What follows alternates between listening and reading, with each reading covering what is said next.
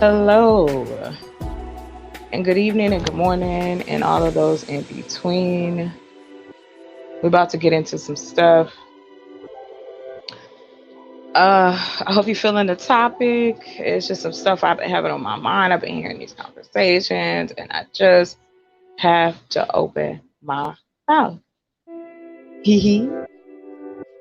So the link is in there. The StreamYard I only got six, so I ain't paid for it. But yeah, today I'm feeling it, and I hope you know that y'all feeling it too. But yeah, we're gonna get into some stuff. So what I'm doing right now is getting things ready. Uh oh, do I have a? Oh yeah, that's me. That's my guest. Add to the stream. So yeah, that's me on both sides. Okay, so I'm gonna look at this video. I've been really excited waiting to watch it, and I was like, what a good idea. We gonna watch this on on a live. I just think that's necessary. So let's get into it. I am going straight for the meat and potatoes.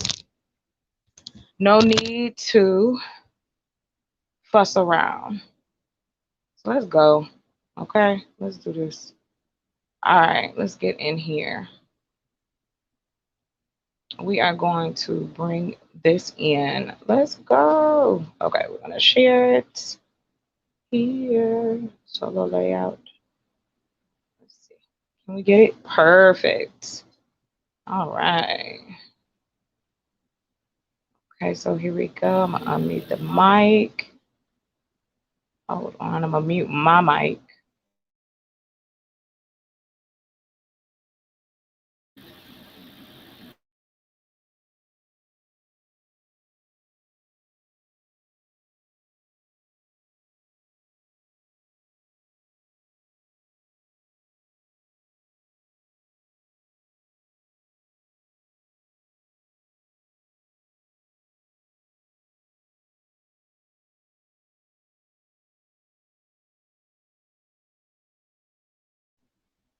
Okay. Still here. Hello. Hey. Let's see here. Okay. Cool. Got time. Ain't nobody come to visit yet. So let's see what we gonna do. We gonna show a little something. So let me go ahead and share my screen. Hey. Bougie, thank you. I'm so sorry. I saw your comment. Thank you so much. Yeah, I've got a topic about colorism. I am a fanatic. Shout out to Vice. Fair use. I'm a true fan, and so I really want to go over this topic. As you see, there's a few topics I'm gonna talk about. So I have a project I'm working on. So I thought this would be a great opportunity to kind of do this. I haven't done it in a while. I'm trying. I promise I'm gonna be more frequent. I just want to get some stuff done. So let me get into it. I ain't gonna lollygag too long. Let me see, because I want to share my screen. Hold on. Let me see. I think I do have to do this. Hold on. I'm gonna add to the stream. Perfect. And then we're going to share some stuff. So let's share it, okay? Ooh, it's been too long. I done forgot how to do it. Hold on. Welcome, welcome. Stop by. Hello, hello, hello. We're gonna get into it. We're gonna talk about it as soon as I get this together. Hold on, hang on with me, girl. Ah, there it is. Here we go. Here we go. Here we go again. Do the same thing. Okay, hold on. Oh, thank you so much. Okay. I'm just gonna do it my way. I'm gonna present here and I'm gonna share this screen here. Awesome. Okay.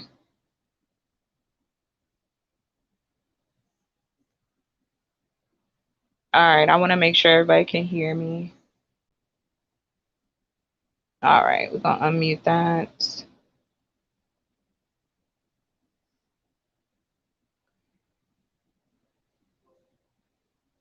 I want to make sure you guys can hear. Okay.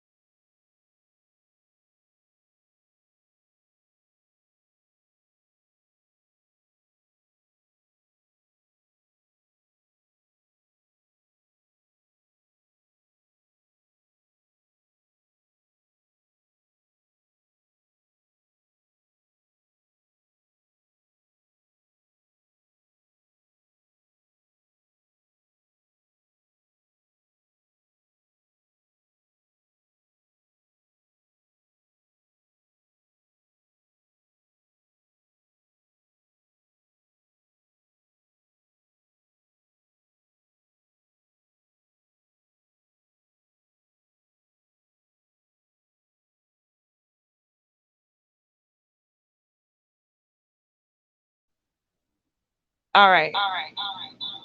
Ooh,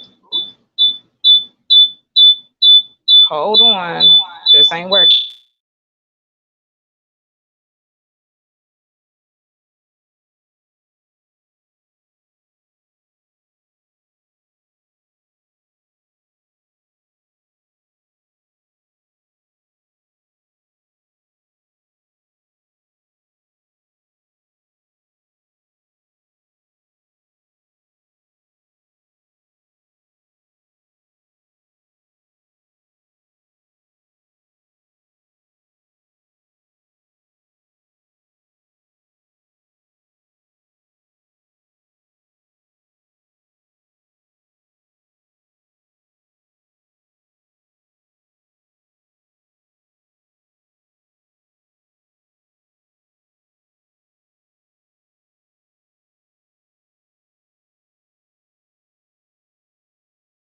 Real.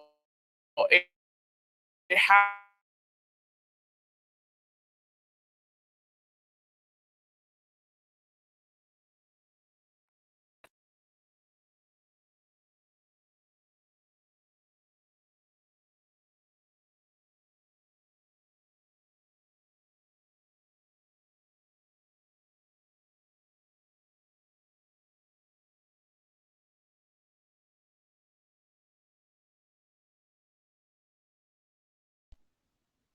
Okay, just hang out. I'm about to swap because we getting a echo. So hold on.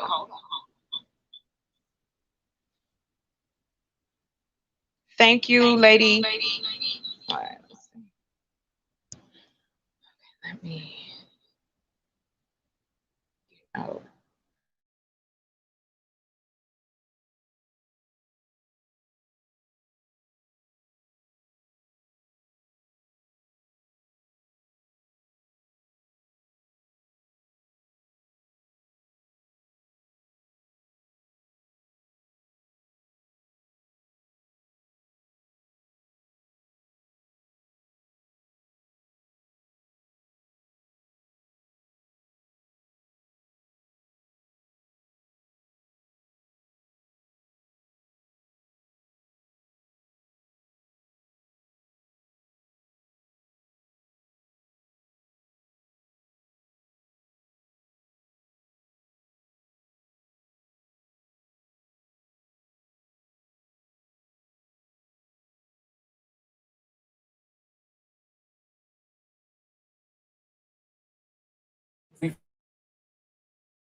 first want to put out the disclaimer that, we've done our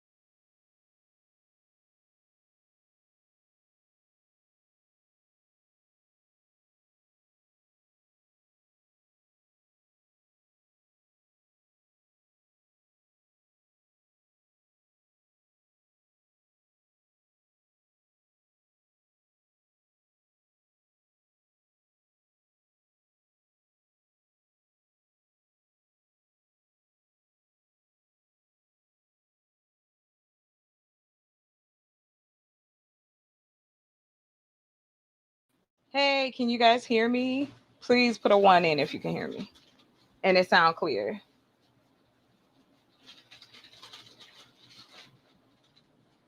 There's no sound, Bougie. Thank you. What about now? Can you guys hear me?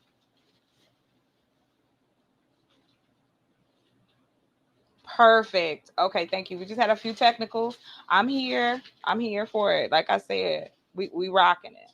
All right. Okay, let me try this again and make sure we have sound. Yay! Thank you. All right, hold on.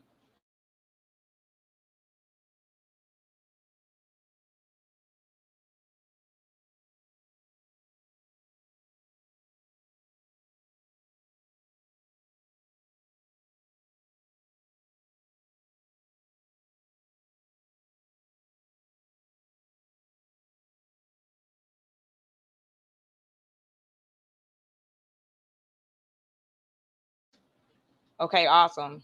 Right? You guys can hear me. We got this going on. We are good to go. All right, let's get popping.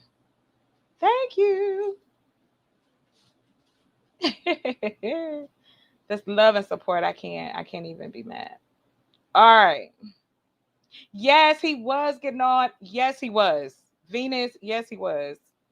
Cause he was I hate when people try to simplify shit like this. Okay. Hi, my name is Maya. I use they, them pronouns, and I'm Black. Okay, did you guys hear that? moderator for today's panel. We first want to put out the disclaimer that, we've done our best to get you all here today of different ethnicities, different shades, different skin tones to talk about this topic, but we realize we can't represent everybody in this discussion, okay?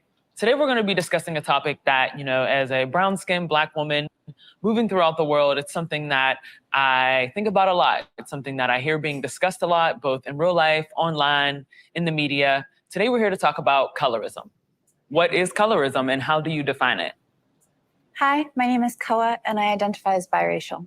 I think about colorism as a distinct hierarchy that is anchored in a proximity to whiteness. Interesting.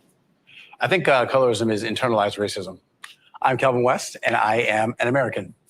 Okay. Whatever, Cal. Hi, my name is Maya. I use they, them pronouns, and I'm Black. So I actually think that colorism existed before racism, and the fact that historically, for example, if you look at Europe or Asia, Sorry, we trying to conserve space. like serfs, peasants, people who were in the lower classes had to work and toil in the sun.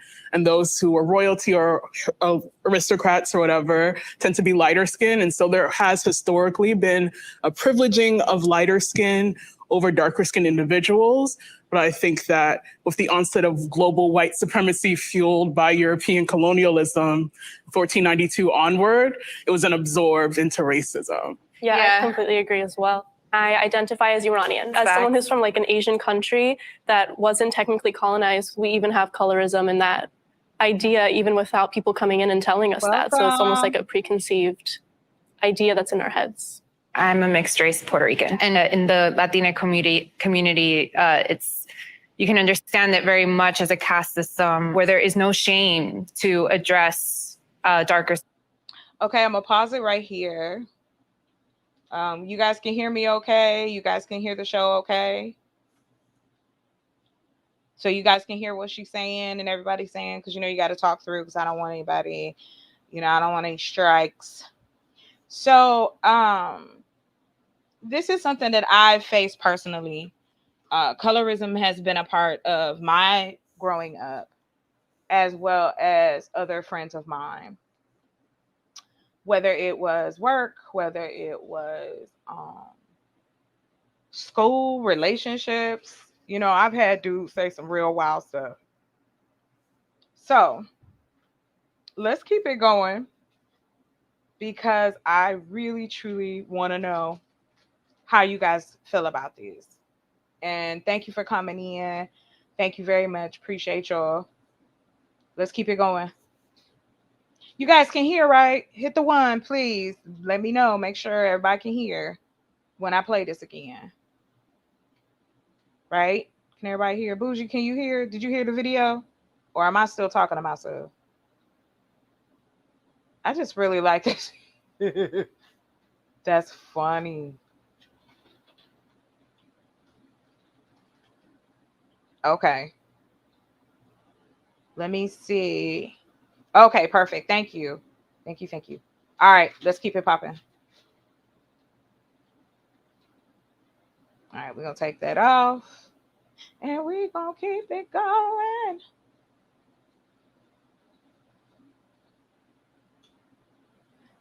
Yes, I think it's a huge part. Thank you for bringing that up. It is. It's a huge part of our community. And I think it needs to be discussed in further detail, especially if we want to see difference, if we want to see change. It has to be discussed. Come on now. All right, let's go. People by slurs. Okay. There are personal consequences for colorism. There are also systemic consequences. And colorism has implications for public health, beauty, and all sorts of things in society. Okay. So you said that you feel like it is internalized racism? The blackest experience any Black person can have is another Black person telling them that they aren't Black. And that is something that happens to lighter skinned Black people, because there's this idea and that I've lived a different life because I'm a lighter skin. And that, to me, is the most anti-Black thing you can do to anybody. Maya, what are your thoughts on that? Sorry, I saw you had a little bit of a reaction there. Oh, me? Yeah. So I think often when lighter skinned people talk about experiencing bias from darker skinned people, I think that my first thought is just like, remember that colorism is an ism. And like when something has that ISM, it means institutional power plus prejudice. darker skinned people as a class of people do not have the ability, the institutional power to, for example, put you in prison for longer sentences because of being lighter skinned, or, having less access to employment. There's actual statistics where like a darker skinned person with a master's degree usually has less employment opportunities or is less employable than a lighter skinned person who has a bachelor's. And it's not to say that like bullying is like, I know that hurts. Like it's like personal sentiment. I know that actually feels bad. But I think that it's important to remember when we're talking about whether racism or colorism or anything that's an ism, that there's an element of institutional power that is added on to the prejudice. I do feel like when darker skinned people express their frustration to lighter skinned people, that their lives might be different, harder. I think you sort of have to acknowledge your privilege, or else it's very ignorant. Even though we're both Black. What specifically does that mean? Like, I've had experiences in my life that have not been great. And I can assume that it's because of the color of my skin, right? We talk about these ideologies, right? Which I think we get lost in sometimes. And we have to just bring it back to reality of like, well, let's talk about your situation for a second. How has it affected you specifically? And the answers that you get are, I didn't get an apartment, I didn't get a job, I didn't get that promotion, which happens to everybody, right? They can always talk about somebody else and what's happened in history, but they can't talk about their own.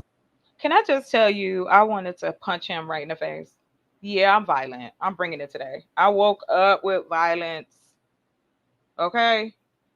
I'm over him already. I done watched this twice, and I'm like, I knew it. He was going to say something ridiculous. Let's keep it going.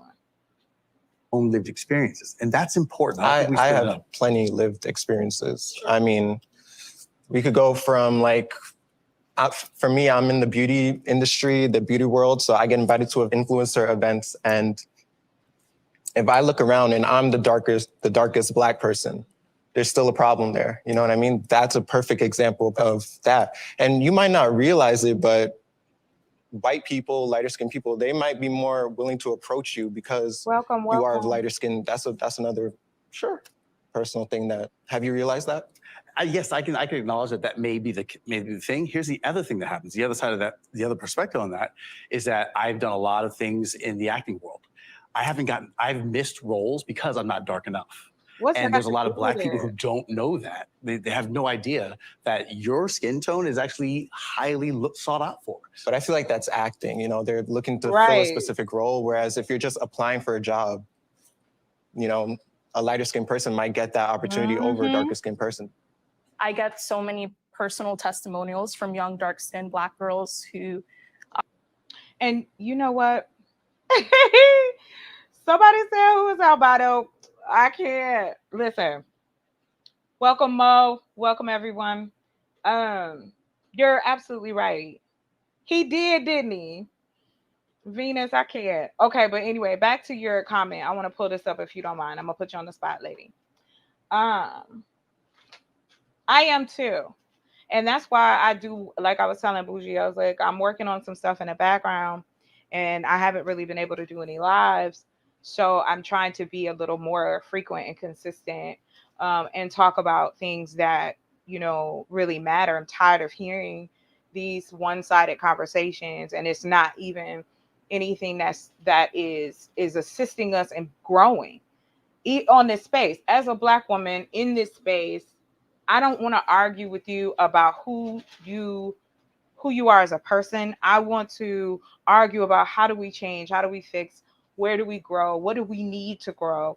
And as women of color, and I know men go through colorism as well, but as women, yes, we need more spaces to have these conversations. So, and I'm mad you call him Albino Bob Marley. I'm over it. Let's keep going. Are very detailed about how colorism affects their life. So obviously colorism is a systemic issue, but I think an important part of it is the personal battle like young Black girls endure. These girls are being bullied. Some are as young as 14, 13 years old, having really like mental health crises in middle school. Like there's also so much research about how colorism shows up like systemically. Like there's research on public health and the different health outcomes darker skinned Black people have as opposed to lighter skinned Black people. And there's one about pulse oximeters like being used during COVID and how the devices have a harder time registering darker skin. And you can imagine the implications for that. And we know that the Black community has been disproportionately affected by COVID in terms of like deaths.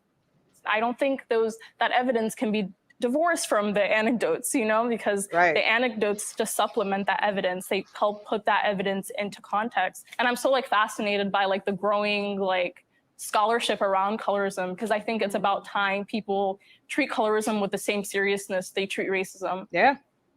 Lamar, what are your thoughts? When you come with statistics like that, that's the kind of supporting arguments that we need, as opposed to kind of moving away from the anecdotal, in my opinion, right? Because we're talking about something so big and so huge that affects everyone who is alive. I'm in the middle, you know, colorism exists for sure. I just think there's a lot of confirmation bias in our personal experiences that might drive us right to that term when it could be a number of other things. But she's talking about how particularly darker skinned women engage with structures, engage with power, engage with institutions. Right. Per that exact point, there are continuing studies that show that in instances in which darker skinned women do report intimate partner violence, domestic partner violence, bruises on their body, strangulation marks are harder for police to see, nurses to see, physicians to see, because a lot about how they are trained and the way they interact with those victims. Right. I'm so glad she said that, because that's part of it too. And you're absolutely right. We need a place to crack up. And if this is the place, I want everybody to feel safe. And I want people to feel like they can say what they need to say. And, you know, feel like that we're really having conversations over here that are beneficial to people. Because these are the things that are important to me. These are the things that I follow. News, the whole nine. And I got some stuff for y'all. So if y'all ain't got, I got some stuff for y'all today. But back to that, I'm so glad she said that, because I worked in the school system. I worked in you know, corporate America. I've worked in the public sector, and it is all the same. People are biased. We judge one another. We judge harshly and we judge quickly. And especially now with the information age, where in a matter of seconds, I can change your whole world with my comment. You know, I can come at you crazy and I don't even know you. And yes, you're absolutely right, Mo, for real. What the things that are shit, how did my mama used to say? The things that are missing in our makeup when we talk about community, when we talk about the different things that need to be addressed. And even in school, like there should be social constructs in school that assist children with understanding that they're not better than you because of the color of their skin. You know, Europeans have been selling whiteness all across the world. And it's not, let me take that back. It's not just Europeans. It is colorism in every part of the world. Let's be honest. Every part of the world, there's colorism. But we're here in America, and it is really bad because we use these same standards, you know, to decide what beauty is and what beauty isn't. And there's always a fight, and there's a constant back and forth. And there have been so many drivers to that. And we can't make everything just one-sided. We are a prism. We evolve. Everybody is going to have a different side and see it that way. All right, let's keep it popping. Victims are attuned to look for those marks on lighter skin tones. And so that also impacts a lot in terms of who is seen as the victim, who gets resources, who gets proper medical attention. A lighter skinned woman who presents like I do, who walks in with something that reads very clean cut, is likely to get more attention in an already deeply misogynistic and racist and sexist body than a woman who is much darker than I am. So they seem to have presented a lot of evidence and studies. Are you changing your mind at all? As well as self-lived testimony, as well as anecdotal evidence. It goes back to how you feel about yourself. I feel like it sounds like you're saying racism is like a choice almost. how you respond to Right. racism is. Absolutely. And I know that that's uncomfortable, and I love it. This is my wheelhouse, trust me. No, How it's you not. respond to racism is a choice. I'm hearing, particularly on Right. this side You of the get on my room, nerves. this idea that you can make an individual choice outside of the context of history, Right. culture, Thank you. politics, structures. Drop it. I don't believe that personally. I think when anybody buys a certain product, styles themselves a certain way, decides to not style themselves a certain way, read a certain book, use certain words in a job interview, approach a politician, I Right. think all of that is informed by history, Thank you. literally all of the time. Thank you. Yeah. We don't want Thank to you, talk about sis. anybody's individual experiences of it unless it's an experience that is affected by colorism in the way that you guys are comfortable with it. Colorism also happens on the other end. When I talk about the internalized racism and how lighter skinned voices, Keep they don't trying get it. heard, they don't get pushed out there within the Black community, that I get eye rolls, I get, people, there's a reaction to that is very negative. Because it's bullshit. Let's just be real. You're right on. Me and you, yes. Yeah. Well, think about it though. We hear these conversations even in these spaces, and the arguments are usually the same, where they try to make everything one side. You know what I mean? Everything is, oh, well, that's an individual choice. Yes, but there is outside factors assisting with why you're making that choice. Stop playing like Black people are a monolith and we're just all these individual things and we don't all connect. That makes no sense. That makes no sense. No, yeah, he's trying to make that work for himself, and I can't. Negative and not welcoming. And I'm not in the business of denying people their lived experiences. Like, who am I? But I think we can also acknowledge that those things happen. Like, lighter skinned people have like certain experiences where they feel invalidated because of their complexion. And we can also can you acknowledge that colorism affects lighter skinned people? There's no such thing as reverse colorism. Same way there's no such thing as reverse racism, reverse sexism, any reverse ism. That's what I believe. Okay, and that's your opinion. I respect it. That's I your opinion. agree in the sense that the experiences you're talking about that circulate around like all this coded language of like you're not actually Black or you're not Black enough or like, quantifying. Which also happens with white people. I just want to didn't let finish that. speaking. Yeah, I'm sorry. I just want to add to your point. Go ahead. I have experienced versions of that myself, and I do not consider that to be colorism. Colorism is distinctly about a system and resources and visibility and autonomy within those systems. Right. Like, to add on what she said, like about the whole bullying and things, like that actually does happen. Like, I've been bullied just for, well, I consider myself as brown skin, but back then I was like really dark skin, and I did lighten up like probably 2 shades, maybe 3 shades because of it. Can you tell me why you started to bleach your skin? It's like you growing up in school, you have mainly guys making fun of your skin color and calling you charcoal, calling you dark. So growing up, you just start to feel like, oh, okay, no one likes me because of my skin color. Like, okay, I see. So that kind of does something to your head, you feel me? And also we have social media. They do praise lighter skinned women, Latinas, whatever, pale skinned women. So that kind of makes you feel like you're not desired, you feel me? So, and that's why I started bleaching my skin. That's why I started skin lightening because. And that's the thing. I'm gonna pause right there. That's the thing. But you gotta have it. You gotta have it, right? Like, you gotta have the balance. You can be a fighter and still make a joke, because I do it all the time. Okay. Yes, I'm here. I'm here for it. And I'm ready to kick down the door with all of that. So, yes, lady, I'm with you. Yes, that's how it has to be. And we know that the game is whiteness is still at the top of the hierarchy. The lighter you are, the better it is. Ooh, she light skinned. Ooh, what she look like? Ooh, what he look like? Blah blah blah blah blah. But let's be honest, unless it's somebody or you specifically say, I'm into this type of person. I have a preference, blah, blah, blah, blah, blah. It's not like that. We know out here on the streets, it didn't just change overnight. The same things that was going on in the streets are going on YouTube, Instagram, TikTok, the whole nine. You got the whole setup. Let's keep it pushing, kids.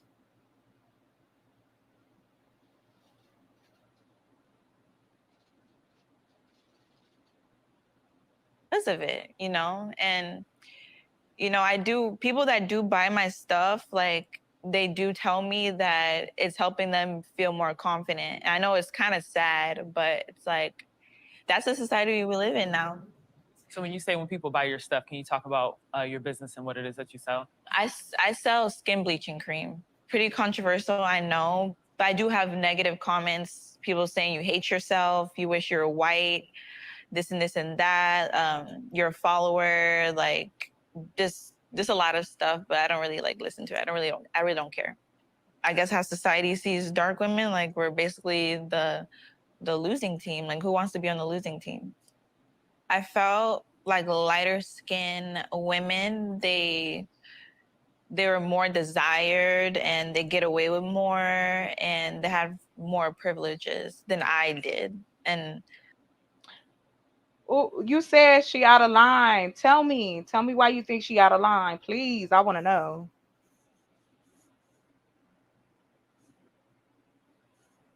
I'm so thankful for y'all support too. Thank y'all so much for coming in. I appreciate y'all.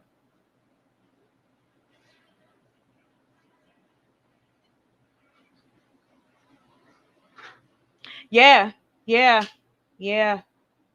And it is. Come on. I hate to say this, but it's so true.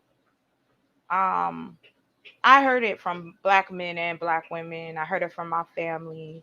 My mother was a more reddish brown woman, and me growing up, um, I was always accused of my father being uh, not the creamy crack. I'm done. But it is the truth. Like, when we do things to make ourselves feel better, right? If we lose weight, we know that there is a bias against women who are larger, men who are larger. And then people lose weight, whether they go to surgery, whether they work out, whatever, they doing what they got to do. People take weight pills. It's just like anything, your aesthetic period. If you want to make that change because you don't want to be bothered, you don't want to be pointed out, you want to be like everybody else. You want to walk through your life without having to feel like you got to identify by by picking a particular side, whether it's color or not. And it gets exhausting.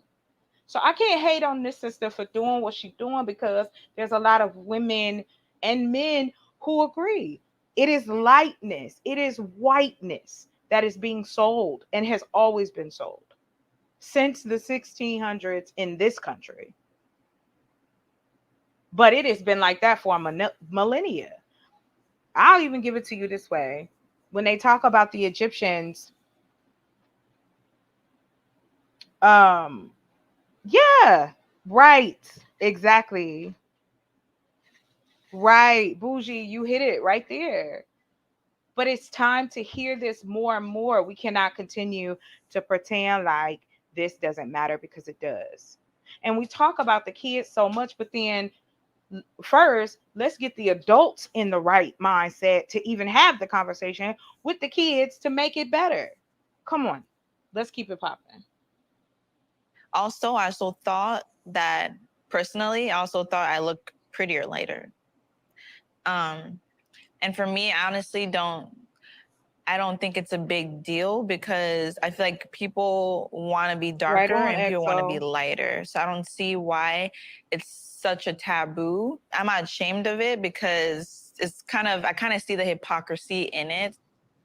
Being a lighter person, I do experience a tremendous amount of privilege, and I'm not denying that of you at all. I think what upset me about the skin bleaching is that a lot of mothers do it to their daughters. And from my own experience, sometimes your parents do it to you and you don't have the consent of the child, or someone like me could end up much lighter than I was in my childhood and kind of have an identity issue. And it's just, for me, it's a matter of consent. And also, I feel like you have to ask yourself, what's the goal? You know, the goal is to end colorism, racism. I feel like you changing your skin tone is just feeding into the cycle. And also, I think making money off of that is very kind of shady. I know. Listen. That's all I'm gonna say. Mr. Marley, I don't understand, but it's so crazy to me that he can accuse, he think that's shady, yet and still you wearing makeup. You wearing makeup. Where do you get your makeup from? Where do you get your clothes from? Fast fashion is ruining. It's doing something to the world. What about the shadiness of every item that they wear and every piece of clothing that you have on? Can you pinpoint it to where it was made?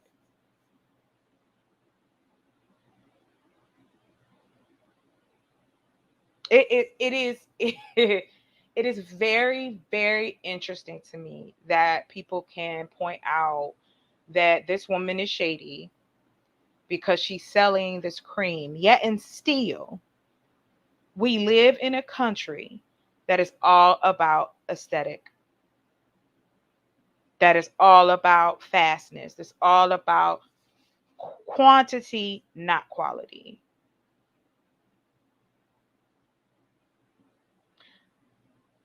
But yes, of course, don't get me wrong, Mo. I'm not knocking your opinion. What I'm saying is that the ideal of it behind why it wouldn't be this way if whiteness wasn't sold as the standard. That is the gold standard. Do you think Beyonce would get as much love that she does if she was darker skinned? If she was Kelly Rowland's color? I'm just gonna throw that out there. Let's keep it popping. And some people just personally feel like they look better lighter, just like some people feel like they look better with makeup on. Why not you just tell everybody, love your natural skin. You don't need makeup. The Not being skin bleaching systemically is like, oppressed from not wearing makeup, though. Whereas someone with darker skin might no, but experience it's like systemic it's racism. hypocrisy though. It That's what is. I'm It's trying to absolutely say, hypocrisy. and that's It's not hypocrisy. fair. And I also don't think we can just ignore that there's such a terrible history of racism and colorism, and that's why it's a bigger deal to people when people are bleaching their skin versus when people are putting on makeup. And yeah. I think for me, when it comes to skin bleaching, I'm a lot less interested in the personal experience and more just like, why is this a multi-billion-dollar industry? Like, why is Bingo. Dove, Bingo. something in the US that, they just sell bar soaps here, but in Asia, they literally are selling skin bleaching, Asia and Africa, the Caribbean. Like, we need to talk about how this is like a capitalist enterprise that is invested. Exactly. Exactly. I am just so, so happy she said that. Yeah. Because it's like, what do you think is going on here? Can we deal, instead of taking the axe and going at the person who is making a living off of um what is already set in place? Is she right? Is she wrong? I'm not going to say that. But I will say that there is, of course, she had to hate her skin. Of course she did, because if you look in the mirror and you don't love what's in front of it, yeah, you gonna get into all kinds of shit. You gonna do it because you want to be a part of the group. And so, okay, I feel better. I look better being this way. It's kind of like when the Kardashians changed the aesthetic and women went out here and doing different things to their body. Yeah, we need to teach more self-love, especially in our community, because we talk down upon each other where it's like, oh, we can't do this or we can't do that. I don't understand how you helping a community but shitting on it at the same time. I never understood that. But I do feel bad for her that this young woman feels that she needs to put bleach on her skin, a chemical to eat away at that particular amount of melanin in her system. All right, let's keep it going. Invested in people lightening their skin. That's like disgusting. that to me, like I think that's why it's important to like remember like who benefits from people lightening their skin. Like I think that the conversations, like we need to talk about class and capitalism along this as well. So why does makeup get a pass when it's literally the same concept? You're internalizing the idea that being lighter skinned is prettier, and I get why. Like obviously, like I'm very privy to the societal pressures that would drive one to skin bleach. So I'm not trying to judge, but you are though. You are though. But you are. And so and we just have to own that. Let's just own it. I don't know how I'm judging. I literally acknowledge that. I understand why like skin bleaching is a thing. I have like a lot of family that skin bleaches. I'm not sitting here pretending like, oh, just love yourself, blah, blah, blah, like, or even questioning that you like don't love yourself. Like I understand there are so many pressures that would make someone want to bleach their skin in the first place. I just think that it is a consequence of like internalized like anti-Blackness. Like you've internalized. Exactly, lady. Exactly, because yes, because we haven't protected our Blackness in this country. I'm just being real. Like we have not protected it. The last time that it was fought for, that was in the 70s. Black is beautiful. James Brown, I'm Black and I'm proud. Yes, we might not have picked the name African American, Black, whatever you want to call it. However, there was a pride there. And now it's so individualized, but it's still so collective that people want to make these changes. It's like plastic surgery. And to me, I feel like for us to have a stronger future in this country, it has to be talked about. We got to deal with the traumas that put us in these particular places. And a lot of Black women and a lot of Black men know that we have been faced with all of that. And it wears on you. My friends used to say shit like, oh my God, you exotic. No, I'm not. Why? Because I have lighter skin. It's your features. That makes like what we put on these pedestals is crazy. And it's just wild to me. Yeah. Yeah, it is. It is, Bougie. I agree with you. It is forced. It's forced because eventually you have to come to the conclusion, okay, fine. I was an athlete when I was growing up. But my health put me in a position and I gained weight. More weight than I'd ever had on my body growing up. And I kind of was glad because I was like, I don't really want a lot of attention anyway. I'm not really that person on the physical sense. Because yes, I fought my insecurities. I fight them every day. And yeah, this society can really, really wear your ass out.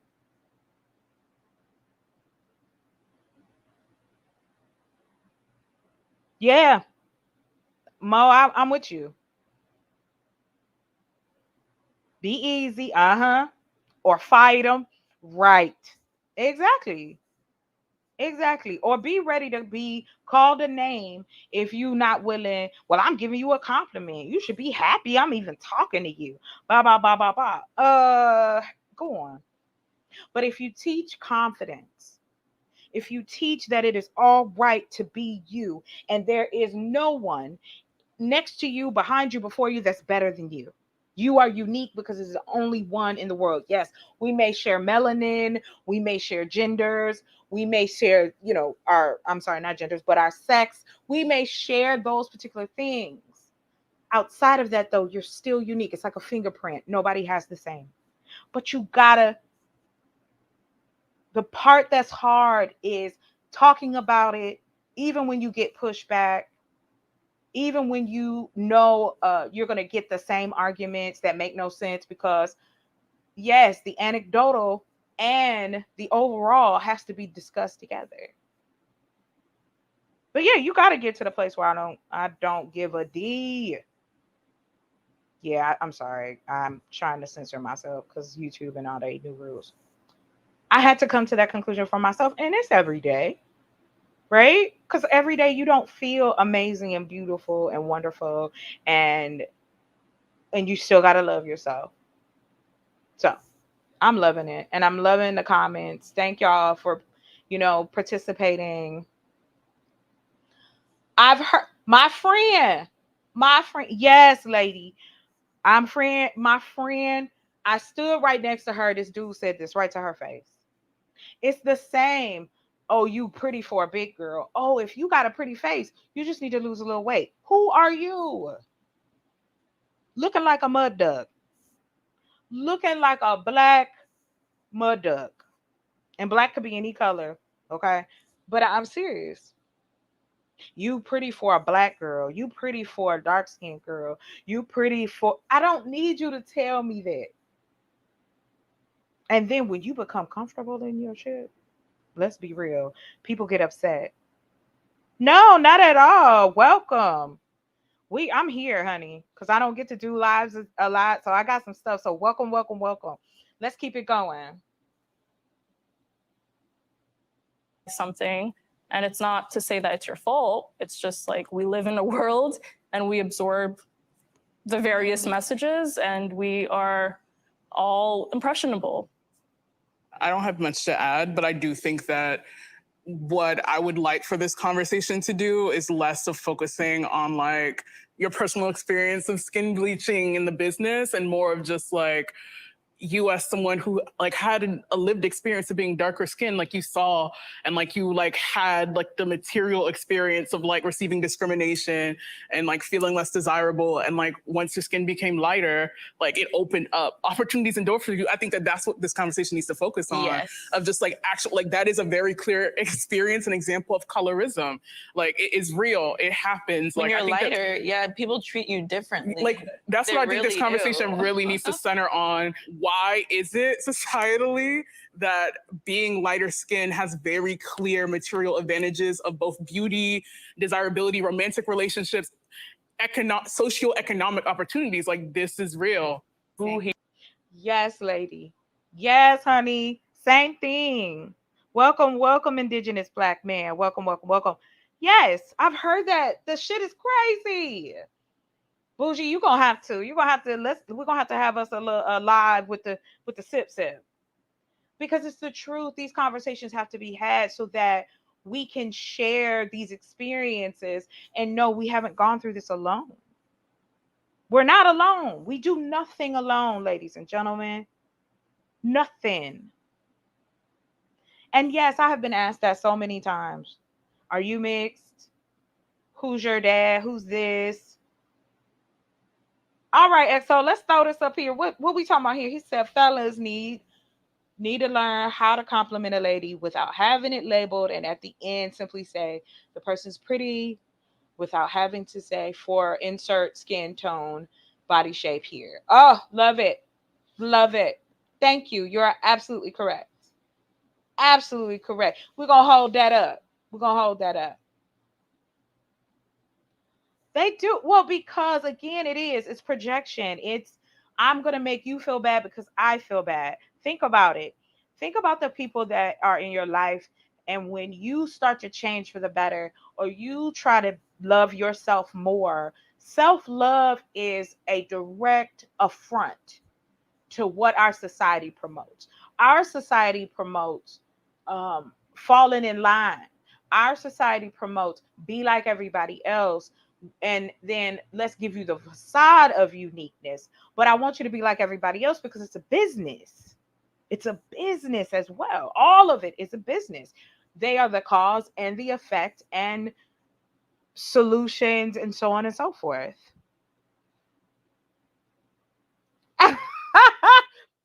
Hold on. I gotta show Venus. I am so loving that you just said. Hold on. All right, let's take a little non-seriousness real quick. I love it. She said I'm gonna start saying you attractive for a man with a effed up hairline. Can I just say shout out? I love it. Yeah, you have to call him out. It's exhausting, but you have to call it out because it's not gonna change if you don't.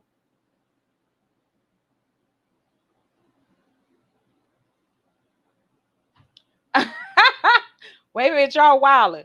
Hold on. See. We better stop. Okay, look. Right. You got men out here wearing weaves with the whole weave, the whole thing, the whole headset. And you know how brothers talked about women in weave, and they still talk about it to this day. Why is you so worried about it? Sir, your hairline is behind your ears. I can see in the top of your head. I know what you're thinking. Okay, let me quit. I'm being bad. All right, let's go. Let's go. Here has had pressure from their mother or their family, or have heard those messages from within the household about colorism, and who wants to share that experience? So I think one of the experiences of colorism that has stuck with me, and I know that like my mother, of course, like she said this offhandedly, but you know, as a child, like that's something that's rooted in you. But I remember one time and she was just like, you don't need to marry somebody that's like your shade or darker. Like your kids are gonna come out too dark. And I just remember being like, damn, like, is there something wrong with me? Moving here after 9/11, there was a huge push, I think, in the Middle Eastern community to look as white as possible. So it wasn't necessarily that it was the beauty standard, but rather a way to not get hate crimed or to kind of stay under the radar. And so my mom would tell me things like, tell people you're Russian and things like that. So kind of like keeping a proximity to whiteness was seen as a safer idea. Ella? For me, in my family dynamic, it didn't come down to skin as so much as hair politics. So my hair, when I was a child, was very thick and straight, like a tapestry of hair. And then it got curly with puberty. And as my hair got curly, my mom, without discussion, stepped in with the executive decision that we would be straightening my hair. There was an assessment made on me as a child and then as a younger woman of like, oh, like you're almost there. Like if we can control your hair, if we can get your hair a certain texture, you could be mistaken for white. And that reflects well on us. Anybody else want to share their experience of colorism from their families? When I was younger, my little brothers were much like lighter than me. So I think at a very early age. You know what? And that's it. Why is it safe? Because of biases. It's biases. You are complete. I don't want to say your name wrong. Please tell me. Is it Joanna? It's Joanna, right? I just want to make sure I'm saying that right. But you're correct. And there is something so deep. We have to take this stuff seriously. And we don't have to beat anybody over the head, but it is important. It's important for our girls and it's important for our boys. We keep talking about the kids, but again, until adults are comfortable. Hey, yeah, I'm here. I got time today. All right. I got time today. So let's do it. But yes, because I personally, I follow so much and I love taking all this information in. But again, it's having the conversation without it being this weird argument or somebody feeling like, oh, you're attacking me. No, this is just our reality. I don't care because it's on social media. What it has done though, it allowed us to see that we are more alike than not. Yeah. No facts. No facts. What you talking about? Especially on YouTube, honey, you don't need no facts. I'll just make up some facts. It's like saying 98% of all men like women with weave. Like if I went around and said that, do you know how many black men would be like, what is you talking about? Right? But we know that is truth. We know that it is true. I take, for instance, look at all the music now. Look at all the women who are singing now. The last time light skins was popping on in the music scene was the 80s. It was the last time light skinned people was on point in our community, anyway. So here we are, and our children, excuse me, and other people's children, the same effects. And again, it is about power and control and the internal psychological biases that we have been taught growing up. And we learn it from school, we learn it from our social interactions, we see it when we are in our workplace. Come on, we have got to stop pretending. And ignoring it is not going to make it go away. And my favorite quote is, if you tell a lie long enough, it becomes the truth. Let's keep it popping. I understood that society ascribed like lightness to like femininity and like darkness to masculinity. I think a lot of what I struggled with when I was younger was like blaming myself and like not like being confused as to why I was being treated differently. So when I was old enough to understand what colorism was and how many systems are at play, and that it really has nothing to do with me and everything to do with how people like are conditioned, I think it was liberating for me. That really helped me start thinking of myself as beautiful. For me, many would probably assume that my parent like pushed it on me, but it's definitely the opposite. Like my mom, she always tells me that I'm beautiful. Like even when I was darker, like she always told me I was beautiful. She never said I had to use cream or use anything to lighten my skin. I just got influenced by the media, honestly. Yeah, I have a similar experience. My mom, she really embraced my hair, told me it was beautiful, and encouraged me to grow it. But I just remember watching like TV, Disney Channel, and all of these things and asking, why can't my hair look like that? Why can't it be straight? So for me, it's the same. I saw more through the media, but I was still getting that support from my family, that, you know, that encouragement.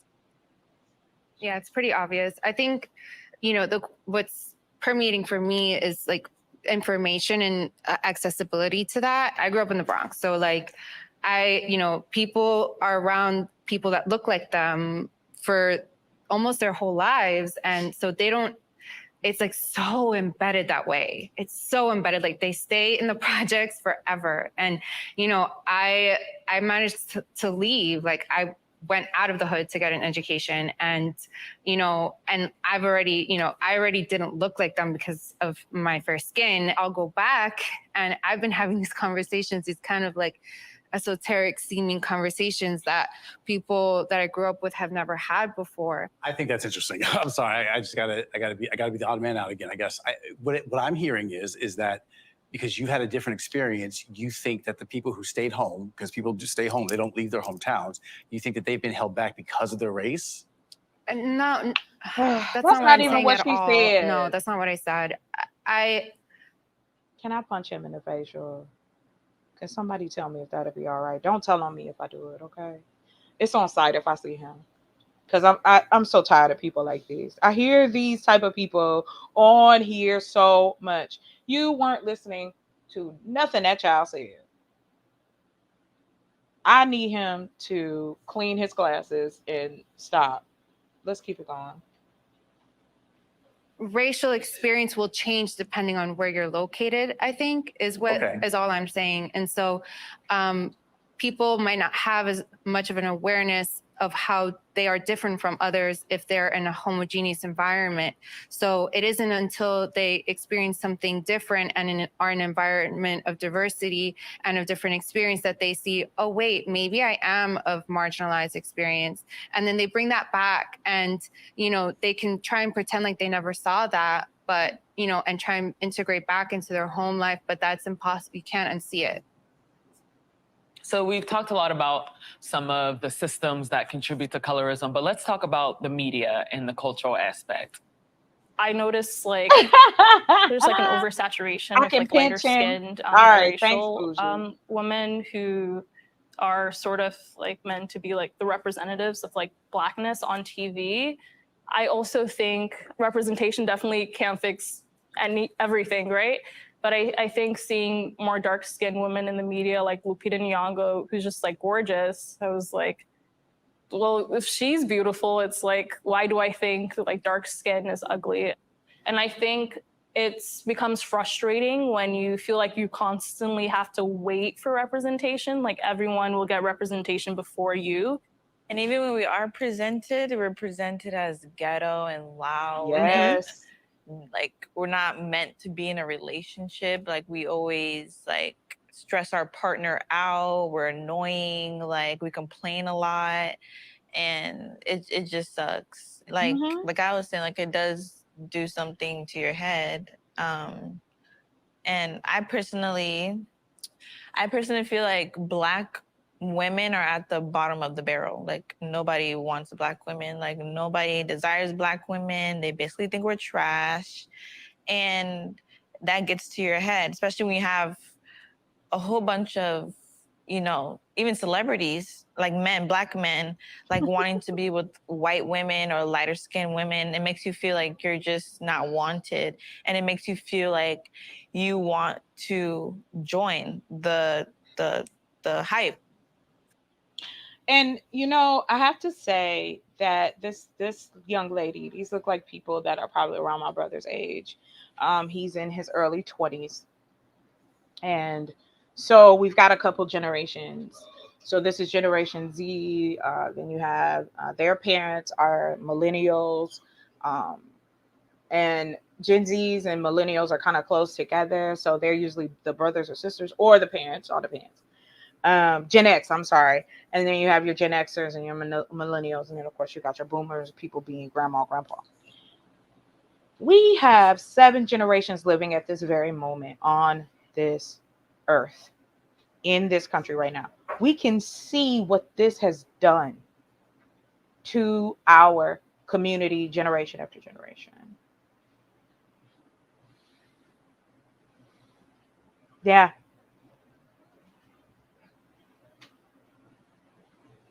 But that's it. If you're honest, you have to start with that. That's the love. That's the self-love, Mo. You're absolutely correct.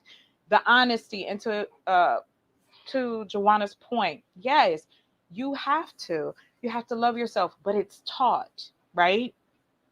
Because when you think about it, you know, when you know people in your life that they came from a life that as a child growing up, and I know we want to think that because somebody slaps the title adult on you, that automatically, you know, you're able to deal with everything. There's a lot of internal pain, rage, and a lot of different things that go on within you in a society that is so fake. It is so fake, so overwhelmingly fake. And yes, when you become comfortable with yourself, it is intimidating to other people. And not because you're trying to be, it's because it's the truth. I'm the only person that knows me. I know me better than anybody else in the world. Well, the one other person, you know, well, my mother, she no longer here. That's the only other person I know that know me well, like that, inside her. She birthed me.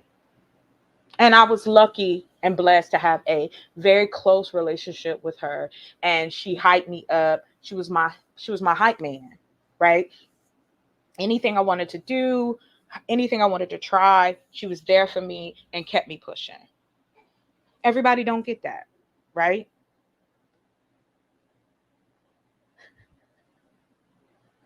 Thank you so much. Thank you so much.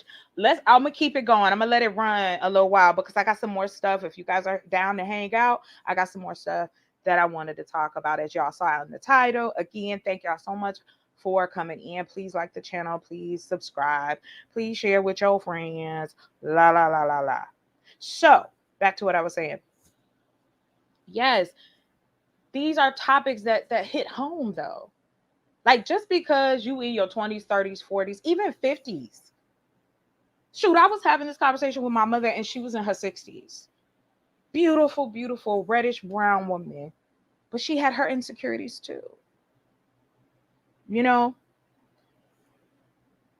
I have mine. My sister has hers. My brother has his, and so on and so forth. And whether people want to look in the mirror and go, blah, that's it. That's who I am. How do I see myself? When I look in the mirror, how do I see myself? When I look at my body, how do I see myself? And it is about unlearning and learning. But I think people need help with that.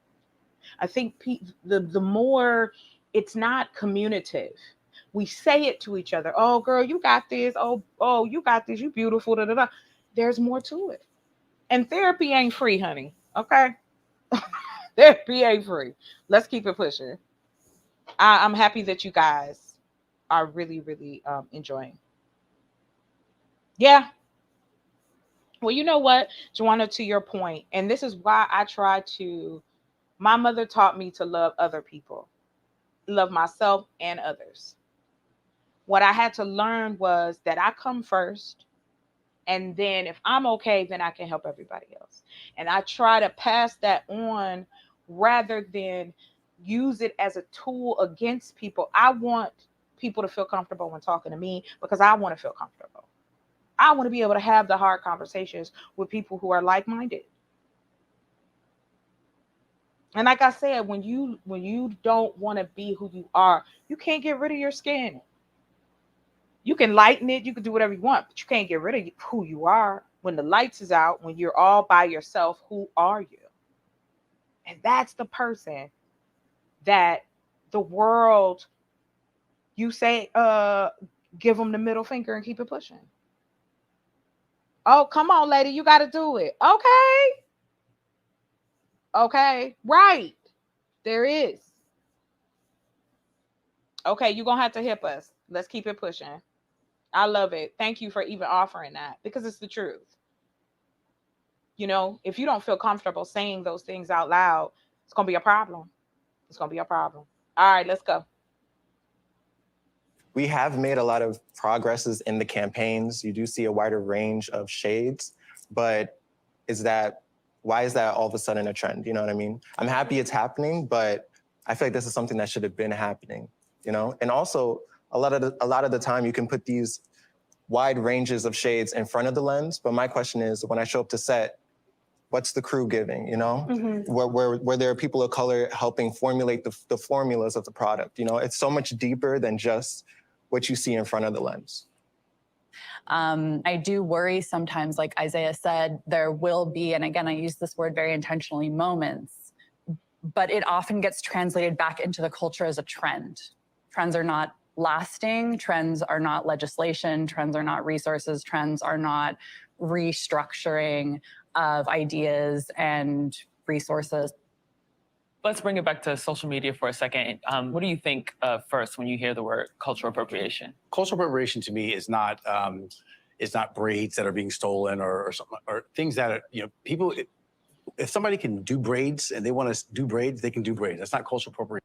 He don't even have hair, y'all. How he gonna talk about some braids? Okay, let me stop. To me, it might be cultural appreciation, and I think that that's something that is looked over a lot.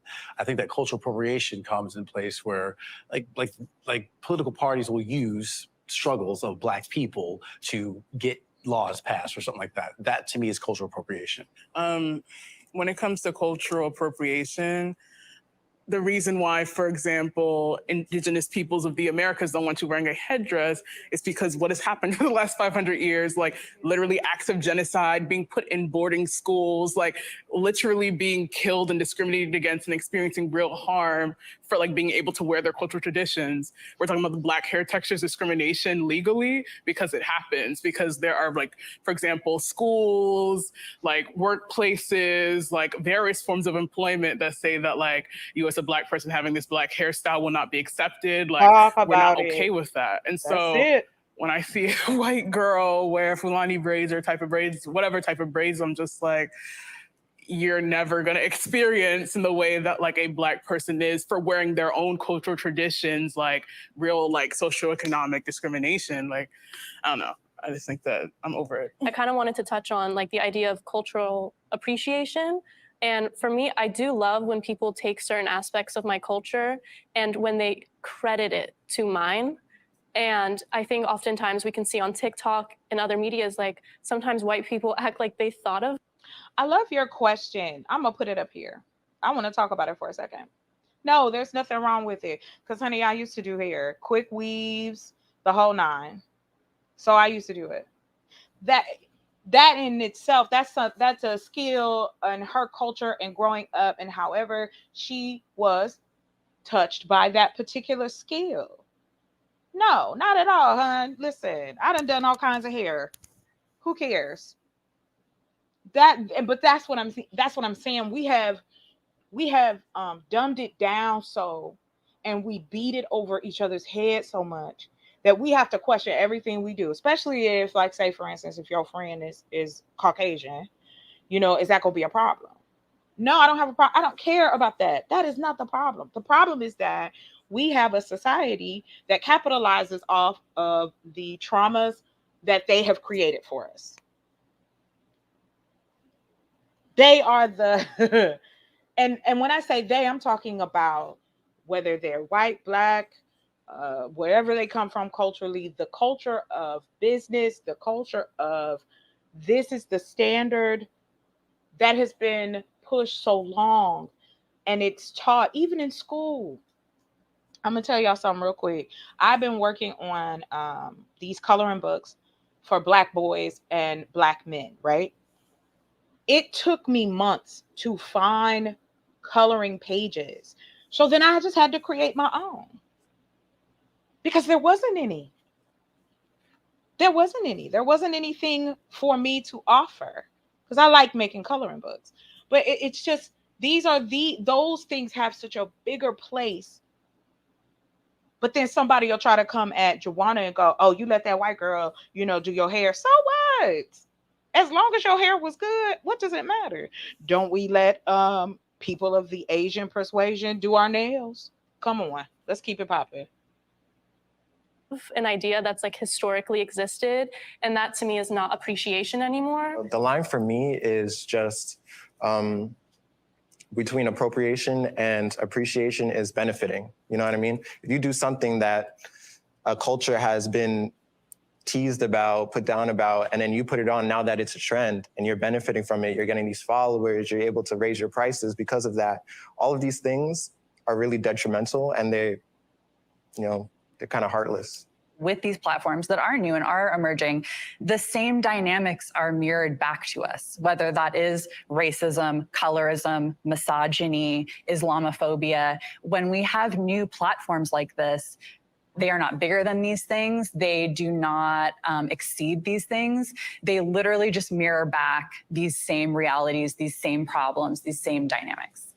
If not amplify them. And if you're looking for racism, you're going to find it. If you're looking for colorism, you're going to find it. And I think, and that's not, I'm not trying to negate. Can somebody please look? I don't care no more. I'm choosing violence. Let me tell you something. Okay. He on site. That's all I'm gonna tell y'all. On site. He getting on my nerves. Anybody's lived experience, but I think that there's also a thing in life that if you're looking for something, you can speak it into existence. Yeah, so to speak to that, let's say me and Kelvin were in a group chat with a non-Black person and they sent a gift that could be considered a Black gift. I think it's, and I accuse them of digital blackface, but he doesn't. And so pause it there because you guys were saying like, just because something's happening or like, if we have different feelings on it, whose point of view determines if something is actually happening or not, or if we're still in the realm of opinion and feeling? I think as a non-Black person, if even one Black person told me something's not okay, I would listen to them. It could be 1 out of 100. I would really. You don't think that's dangerous? I'm sorry to cut you off, but you don't think that's dangerous? That's insane. Because you're giving me the power to determine how you interact with But it's Black really people. not that much power to not use a gift that's not meant for me. Who said it's not meant for you? If we create content as Black people, we're not posting it on a website where only Black people can get into. We're sharing it with you. I think people get offended when people misuse the content that we have and abuse it. But I can't tell you what GIF. I mean, if it has the N-word in it real big, I'm gonna take offense to that. But you already knew that. You already knew that. But if it's like a niche, popular Black person who does comedy and you post their GIF, I'm not gonna say, well, hey, slow down. Like, okay, I don't, I know it's a lot of people listening. That's right, Bougie. Yep, he better watch out on site. Let me tell you something. There is also a difference when we have the conversation of colorism when it comes to Black men and Black women, or white men and white women, or Hispanic men and Hispanic women. It is different because, to be honest, who are the pioneers of the beauty standards, the magazines, television, radio, video? Men. Yes, women have come into it. Yes, women have something to do with it. And now, you can be a business person as long as you got a checking account and a phone, you can make you some money. However, there's that bias that I hear when these men speak, is that, well, you don't face that in that sense. Think about television in itself. It was created for women because we're the biggest shoppers. And at that time, which they love bringing up, especially on this circle, is back in the day. Right. Who looks for racism? Like, his chair should open up. Like the bottom of the ground should just open up. I don't know if anybody ever watched what's that movie? Oh my God, I can't think of the movie. Oh shoot. Anyway, it should just open up and he should fall in. And that's all I'm gonna say. But I think, again, this is skewed thought process. Okay? Because you're looking at it from the sense of, well, why not? Because no, it's not right. Don't send it. Don't send it. Joke, your ass over there. Okay? When I worked around nothing but Anglo-Saxon men, because I did in several instances, they knew not to be telling no jokes around me. I wasn't having it. Because regardless of me being the only one person of color and two woman, I'm going to speak up. Because for the next one that may work here or come in, there's boundaries. And I think every culture, every person has a right to set them. It's not dangerous. What's dangerous is believing that you can say and do anything to anybody and they're supposed to suck it up. I don't have to do that. I don't have to deal with your bull. All right, let me get off my soapbox. I'm gonna get on popping. Let's go. I don't have that kind of power to tell someone that, and it's dangerous. I feel like you're like devaluing people's like feelings. You know what I mean? It might not offend you, but let's say you're in a group chat and it bothered him. Why can't you just acknowledge that it bothers him and not you? You know what I mean? Some people have different feelings on different things. Well, but here's the thing: simply disagreeing does not mean I'm not acknowledging your feelings. Mm-hmm. We can disagree because I'm sorry. I'll just finish real quick. Yeah. If but you're saying the that event of digital blackface is determined by the viewer. I think in general, like GIFs, like reaction memes, there's a sort of like flattening of people because it's like we only know that person in that context and make us laugh. But hey girl, welcome. I think with like digital blackface or whatever you want to call it, there's the added like aspect of like historically Black people being used as like comedic relief, like whether if you think back to like actual blackface shows and like white people painting themselves like pitch black and like doing things that they think will make other people laugh, like different like Black stereotypes. So I definitely think like there's an aspect to that. Destiny, how about you? How social media affected your view of colorism?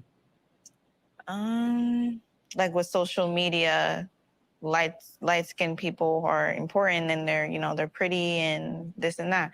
And that's the same thing I want to feel. So, and there's a lot of benefits that come along with it and I want the same benefits. And I'm be honest, I want the same benefits. Like, I don't care. How do you feel hearing that, Maya? Interesting, you asked me. First thing that came to mind was thinking about Lil' Kim and how like so many people in 2022 be like, oh, you look so good when you were darker skinned. I'm just like, but y'all treating her like shit. Sorry for cussing, but it's the truth. Like she literally said like, all the people I was dating would leave me for white European girls. Like y'all like talked about my nose, you talked about my features, featureism, and just she wanted an easier life. So I'm just like, I think about like, why are there so many material benefits to being lighter? Also, how do we make a world where darker skinned people don't have to do this, like don't have to. Like, I think that I'm interested in creating a world or like moving towards a world where we don't have like these very clear, like straight up pigmentocracy, like straight up like hierarchies of shade that are like rooted in anti-blackness, that like are influenced by white supremacy, all of these things like that are interconnected with one another. I really feel like it's never gonna change. Like, we want it to change. I want it to we change. hope that it'll change, but is it really gonna change? I really don't think so. What do you define as change? Like, change as like You want people to this fair game for also dark-skinned people. Like, we all are on an equal level. And I feel like that's never going to happen. Let's talk about dating for a second. And has colorism affected your dating life, made it easier or harder? I think often people push aside the conversations about like romantic relationships for darker skinned people and how limited and how isolating it feels to be darker skinned and experience people ridiculing you or saying purely like, I'm not interested in any darker skinned person, even though there's millions upon millions of people in this world who are dark. Like, you know, making clearly those preferences. I think that we also need to like really, really sit and think about like, what does it mean or like to feel like you're going through an entire life without experiencing like the romantic care that, because we live under capitalism, often the care and like just feelings of love that we receive are regulated to romantic or familial relationships. I think that this is larger than just colorism. Like, what does it mean to not receive care because of how you look? I can't go inside the head of every woman that I've ever encountered and determine if my color mattered or not. And even if they said it, it might not mean anything. It might not be true. So it sounds like it hasn't affected, colorism specifically hasn't affected your dating life. I can't say definitively because is there anybody who can say colorism has it affected their dating? Go ahead. Well, when I was a kid, no one like looked my way. I think it's also dependent on my features and the country I came from, but also I was many, many shades darker. And as I got older, you know, I was more. Okay, so I'm gonna pause here because we only got a little bit left. I kind of want to go through you guys' comments because y'all in the chat killing it, and I wanted to just hear what you guys are saying.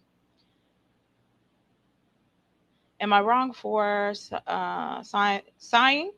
The discussion happened with women only. Sometimes we gotta have the hard discussions amongst ourselves first. Heal as women together first. Yes, I agree with you, lady. I think sometimes, yes, I do believe that in these type of conversations, I think it should be. I think women should be allowed to have a safe space. And hey, let's make this the space. I'm all for it. Let's have that conversation. Because as a Black woman, I know I've walked it. I still walk it. You know, it's like, you know that you're being treated differently because of whether you're small, whether you're big, whether you love yourself, whether you're vulnerable, whether you're aggressive or masculine or whatever. Girl, I've been called all kinds of stuff being on these YouTube screens, right? You know what? There are, but not enough, babe. Not enough. Because unfortunately, when you go and look at all the roles that the darker skinned women have had in the past like 10 years, right?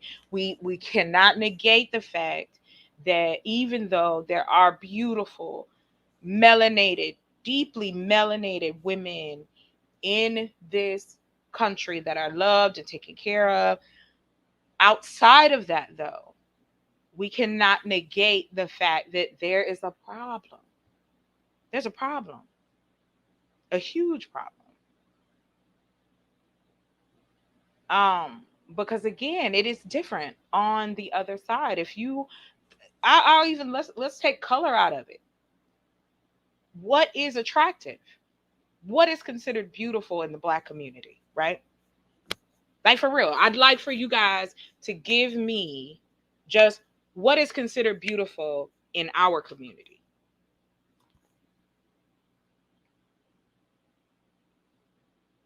Right. Right. I got you, Mo. What is the standard? We see this in our world, and we cannot pretend like it's not there. In our, they always bring it up. The children see it. I'll give you an anecdotal. When I was in Arizona, I worked for the school system. Um, right, preferences. That's what they call it. But there's a difference, and I'm glad you said that, Mo. I'm glad you said that. Preference is totally different from acknowledging why that's your preference. Okay, it's like I had a friend of mine. Right, neat and clean, aka snatch, is right, but there's a color, there's a body type, there's we got a pyramid, y'all. We can that I'm not gonna sit here and lie about that.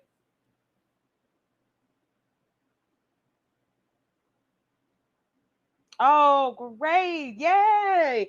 Let me know, lady. I'd love to interview you and have you on here. Let's talk about it. I think that's fantastic. Because that's what it should be about. I think if we have more spaces where uh we can have these conversations and really heal with one another and go, okay, you're not alone with that. But to what I'ma say, yes, there are plenty. There are, just like there's sections of women who are in marriages and are loved and their family love them and the whole nine. But when you go outside, we know that there are biases, automatic biases, conscious and unconscious, that help us make the decisions that we do. And it has caused, right, right, light skin, black features for the win.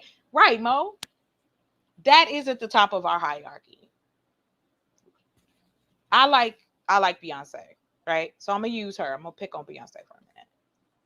I hear people from other countries go, would you date a black woman? Yes. Oh, did you? Okay, send it to me again, please. I apologize. Send it to me again and let's get it going. Let's make a date so we can, because I'd love to interview you. Right, right. Joanna, yes. Who wants to fight? But I'm jumping around and I apologize. But what Mo said is correct. The light skin black features for the win. Look at how everyone is starting to look. I'm not knocking it. Do your hair the way you want to, lighten your skin, darken your skin. I don't care. But we do have to be honest that we have biases that have continued to be a detriment to our community. Beyonce is not the epitome. She does not represent every black woman. It's like the models, right? Back in the day, in the 90s, they were so skinny, right? They looked sick and diseased. But that was what was popping at that time.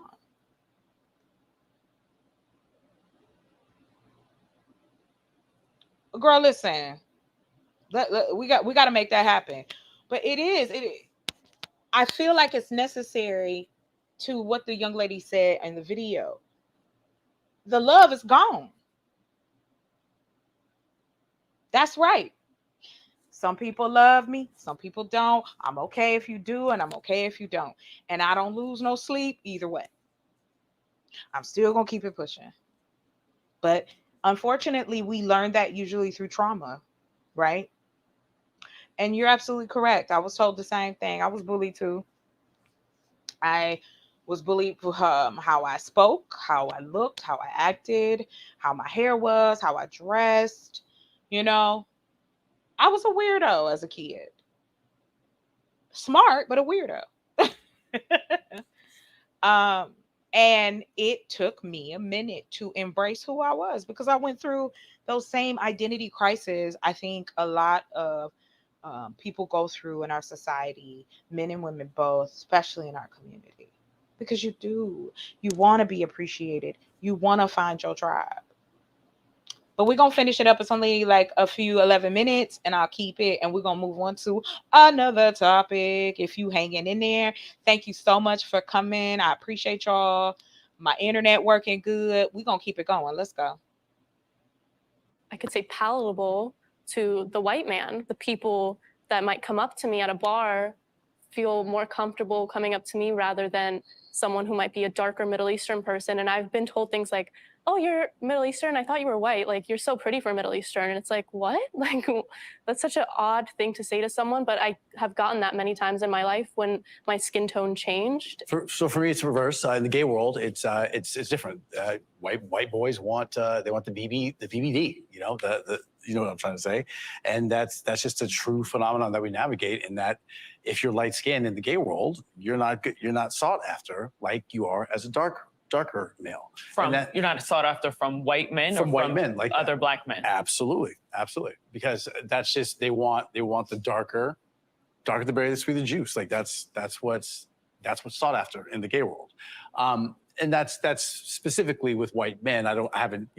How do we feel when people talk about preferences? Somebody might say, I don't have anything against darker skinned women. I just prefer light skinned women. I just prefer to date them. Like, I just really implore people to interrogate why they have certain preferences. Like, we don't live in the vacuum. We're all interacting with the forces at play all of the time.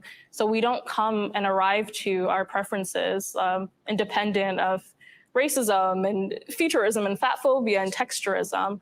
I think it's all connected. So I think that's what confuses me. And I think people are really dishonest about the fact. So I would just say, if you have a preference for lighter skin, that's colorism. It's literally colorism. Well, because how do you determine why someone likes something? And so I want to ask you a question. So in the beginning, you said if you're Right. choosing someone because of their color, you're discrimination. So if I say that I only date much darker women, is that a comment that warrants a deep dive in my head? Like, what do I have against light-skinned women? Or is it only in the reverse? And at what point is someone's preference up for debate?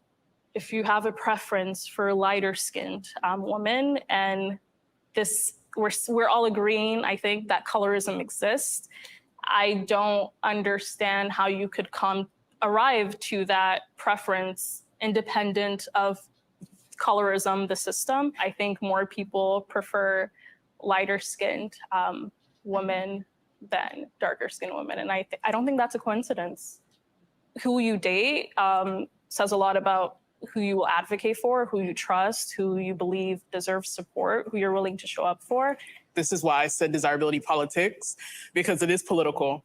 Because of who you deem as pretty goes into these other characteristics. Who you deem as ugly goes into these other negative characteristics. So it's yes, who you desire, who do you want to who you're attracted to goes beyond just romantic, intimate, sexual relationships. It also very much so blends into your platonic relationships as well, your relationships with your coworkers, all other.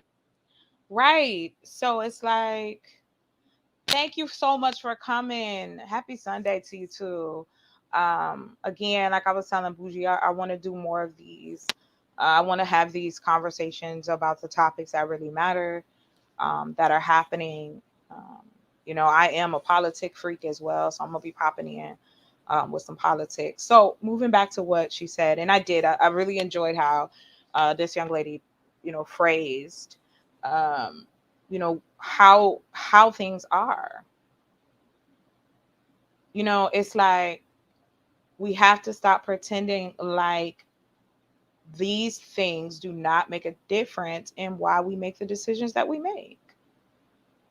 I mean, that's it. And be okay. And I think his pushback, which I've heard before, is listen, nobody is saying that you're a bad guy because you like or have a particular preference. But let's not pretend that that's not molded by certain things. Like, for instance, I'm a tall woman. I like big men. But when I say big men, that don't mean I like bodybuilders necessarily or weightlifters. I like a man that's tall. I like a man that can grab me and move me around, but that's me, right? My issue though within this scenario and on these streets is that it is taken and weaponized as far as preference is concerned. There's a huge difference. And it's like, sure, please, because I love talking about politics, honey. I love it. And I stay up with it because it affects us as well. But anyway, moving on. We'll wrap it up. We're gonna finish this up. I love the conversation. I thank y'all so much for your participation in it. Right. It does matter, Bougie. It does matter. It's like I love cheesecake. I you know, I enjoy it, but I'm not gonna eat everybody's cheesecake, right? Like if it don't taste a particular way, I'm not gonna eat it. So if I go to your house and you make cheesecake, I don't like it, I'll be like, oh, thank you, but I don't want that again. But on the other side, my preference, if somebody said, chocolate, pick out the type of man you want from top to bottom. Of course. Boop, boop, boop, boop, boop. But I've dated all types. I've dated tall, short, heavy, not heavy, muscular. Some were not as attractive, aesthetically and you know what's so funny is that your friends and your family will tell you that your man is not cute, right? Like they'll be like, no, I would not pass up a good man because he's not tall. Nah, no, that's not my thing. It ain't that important to me. You see what I mean? I am not driven by that bias. Do I like it? It's like wearing high heel shoes. Should I wear high heels all the time? No, but I do. I like them. Yeah. Oh gosh. To your point, lady. All right, we're gonna finish this up, and then I've got something, some fun, some other stuff to talk about. Let's go. The elements of your life, like I think that's why like it's important to think about colorism as not just like straightly around dating or just around like preferences, but also just like how do you treat the dark skinned people in your life? I think everybody should ask themselves that. How many dark skinned people are in your life or in your friend group? How do you treat darker skinned people, individuals of all races? Like when you meet them on a day to day, like what do your interactions look like?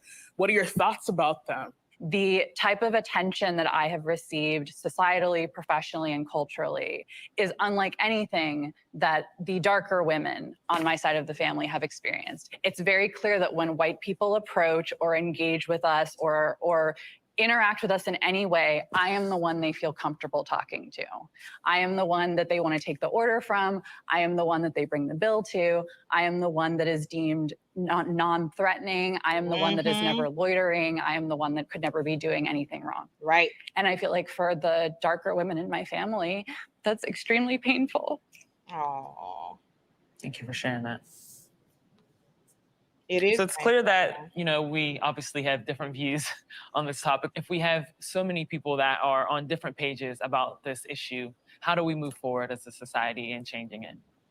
I personally feel that colorism is never going to end, honestly. But if I was to give a solution, I would say people should just, promote like all skin tones and have everyone on at an equal level and not one higher than the other. One solution or one kind of like tiny bit into the solution would be just more media representation. Yeah, I also think it starts, of course, in the home, where you talk about it, but I think people that are in positions of power need to use their power, whether that be Black people or white people, use that power to show darker skinned people in the media. We need to see more of it. The first thing you want to do is accept yourself. And then I think you're a little bit better equipped to fight against these things. I think I want to kind of empower folks who don't think that they can make a difference. Yeah, and encouraging people to be more critical about their proximity to whiteness and how they take up space is one where, like, at least at the local level, we can maybe start to see some shift and change. Get out of your echo chambers. If you are around people who are saying the same things and they're thinking the same way that you are part of the problem. I think that anything that we do to address or not address colorism will happen collectively and will happen across gender, across race, across class, across ability, and that purporting individual solutions is false and also very seductive. Yeah, I would say I implore people to believe that change is possible on many fronts, like on an individual level, like changing internally how you feel about yourself, your self-esteem, and also on a systemic level, demanding that the systems serve people who historically have been antagonized by the system. I think those two things should not be divorced from each other. In terms of solutions to colorism, I would like to see these conversations prioritize the voices of, like, not just darker skinned people who have the lived experiences of colorism, but also like folks, or like usually it's darker skinned people who've like done research and like have expertise on like understanding the system of dominance. Like, I think that I'm really, really tired of seeing lighter skinned people like say the exact same things and parrot the voices of darker skinned people and get claps and applause like darker skinned people received antagonism, you know, replicating colorism. Okay. I want to thank you all for giving us your time today. I know it was got pretty intense at time. It's a difficult conversation, but it is an important one. I don't know if we changed any minds, but I love it. I hope you guys enjoyed that part. As long as it, like I said, I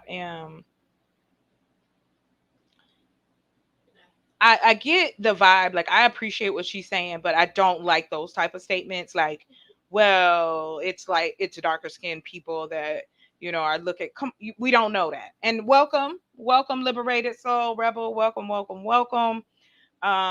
We're going to go into another topic that I thought was really cool. I really am glad that you guys enjoyed the first part. And we're just gonna keep it going. We just keep it popping. And like I said, please, I don't know, is the link still in there? It's pinned at the top. If anybody want to come up, you're more than welcome. It is pinned at the top of the chats. All right, guys. Let's see what I got. I got some stuff for you. Let me stop sharing for a second. Okay, let's see here. Where are we going? Where are we going? Yeah, exactly. Again, it comes down to what you can only react, right? You have no control over what someone thinks about you. They either are going to appreciate you or they're not. And, you know, I've had to learn that hard lesson. There are people who love me, care about me, and care about who I am as a person and want to see me prosper and want to see me do better. And then there's some people that don't like me, and that's okay. I'm all right with that. I really, really am. All right, let me see here. What we about to talk about next? Oh, wait. Oh, what? Listen. All right.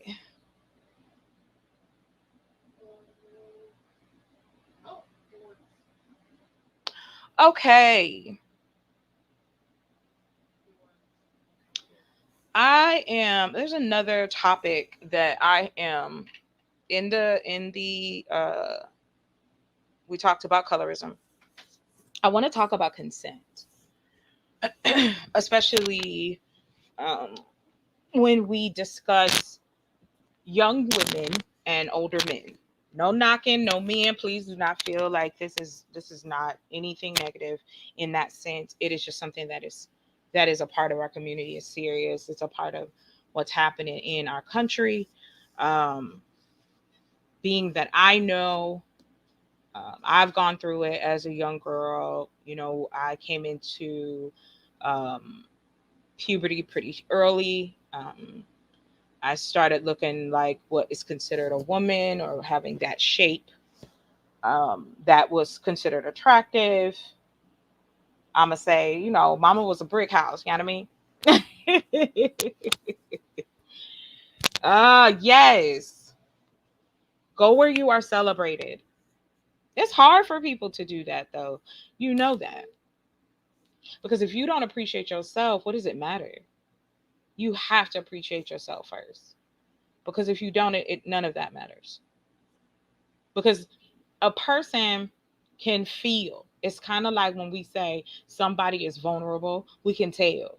We can tell in how they act, how they look, how they dress. Um, we can pretend like we don't see it, but we can see when somebody is functioning off of some rah-rah craziness. So let me go into this. And again, I'll say this. Thank you for coming. Please like, subscribe, all that happy-go-lucky stuff. Comment. If there's a topic you want to talk about, please, by all means, let me know. All my information is on my YouTube channel, so please reach out to me. I am all for it. Let's get into some stuff. So we're going to talk about the right. There's plenty of them out here, honey. Hey, drinking it.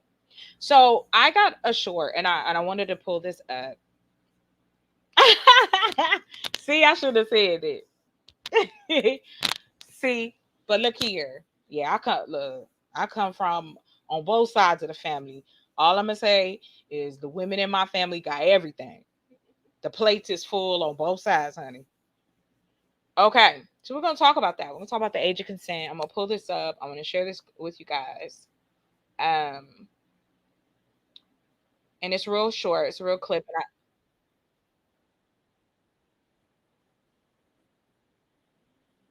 Okay, so we're going to talk about consent. We're going to talk about traveling, and I'm only going to hit on it a little bit because that's been a big part of it. Um, I don't necessarily. I know you guys have heard of the passport bros and how that's been a part of it, and that kind of led me into uh, what. And I think I don't know, were you there? Because Locke was talking about. He played the clip of that guy talking about, would you marry if the laws changed? This is what he said. The laws changed. Would you marry a 16-year-old? And his answer was yes. And I was so bothered by that. Right? This is 2023. You can't find nobody your age, you're ridiculous. Okay? You're ridiculous. I also heard, and I gotta find the clip. There's another brother who said, I like dating younger women because they're a lot easier to, and I'm paraphrasing, they're a lot easier to deal with because they haven't gone through anything. They don't have any experience. And that's scary to me. That's really scary. Because I don't understand, all of a sudden we have this underline where certain men are discussing that they honey, yes, cornbread all day. I'm talking about it. Greens, beans, tomatoes, all that. You named it, all of it. Yes, I did. Come on up. It's at the top of the here. Let me put it in here. I'm gonna put it in the chat again. Because you guys are more than welcome to come up. Come on.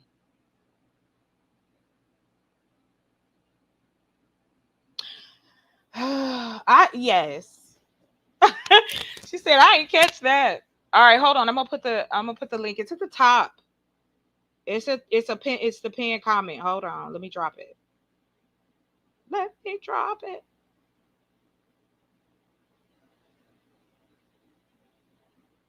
Oh Lord. You know I'm ghetto, y'all. Hold on. I'm bourgeoisie site. I you know, it's not something liberated. It's not something that I hadn't heard before, sadly. Right? That these men who are representing for the first time, we actually have the ability to speak our minds, and everybody can basically be their own advocate. And this is the things they want to say. that they feel that power would be let me get somebody young. But I've heard that. My mother was 19 and my dad was 30. Okay, so it hasn't changed that much.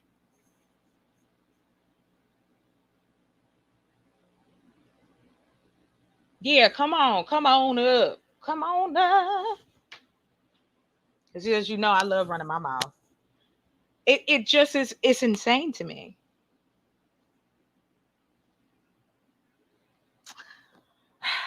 Right.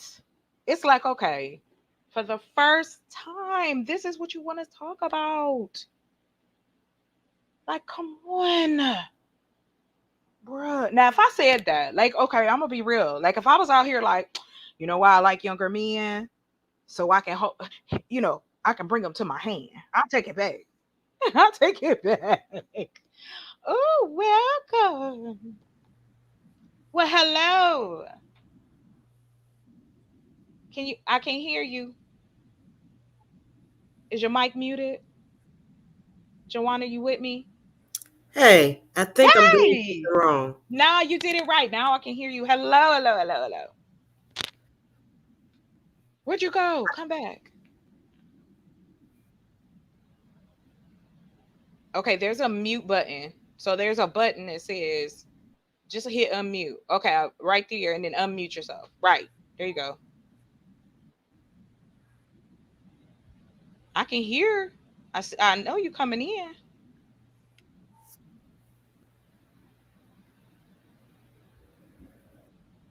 Go ahead, girl. I ain't gonna kick you off. Go on, work it out. But you know, I think that it also is necessary for us as Black women in our community to point out those who aren't this way, right? Who aren't trying to degrade, demean, and manipulate women or young women. Because we done hit honey, I done hit the wall. That's what I was told. I done hit the wall. Why aren't you married? Where is your children? Why is you worried? That's my question. Why are you worried with what I do betwixt my thighs? I don't know that. I don't understand that. Can you hear me? Yes, I can hear you, love.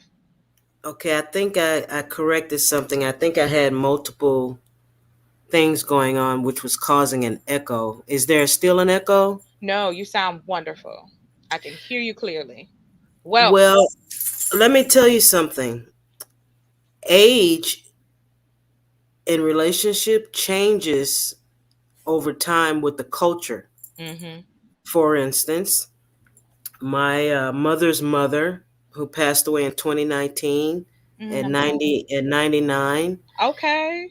her first marriage, and she's from the South. Mm-hmm. She was 15 years old, and her husband was 53. Wow. Yeah. And see, they were married. There was no issue. Mm-hmm. And then, of course, him being older, he passed away, and she remarried. And that's my grandfather, my Mm-hmm. mother's father, and he was at least 20 years older as well. Mm-hmm. So, these things change over time. So when you ask the question about, I think you said a 30-something-year-old and a 16-year-old. Well, no, I'm not sure of the man's age. He was just. I knew that the gentleman was older.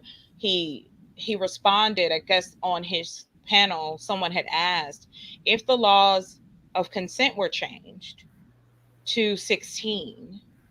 Um, would you marry a 16-year-old? And his answer was yes. And I found that very interesting because again, I keep hearing about on these spaces that these men are worried about women who are uh minors up until the age of 25. And I'm still trying to figure out in during the time, like you were talking about your grandmother, my grandmother, she was 15, my grandfather was 21. They had 10 kids together. They were from the South as well. Even you go further back, yes, we know that men married younger women for the value of the uterus, for the value of children, for the value of I can tell you what to do and you're not going to give me any pushback in comparison to a woman who is a lot older and understands life experiences a little bit better. There's that dynamic and argument that has consistently gone on, and especially in our community. Um, and it's like, I don't want to fight these women, these hard headed women. So I'd rather get somebody fresh so that I can mold them the way that I want to.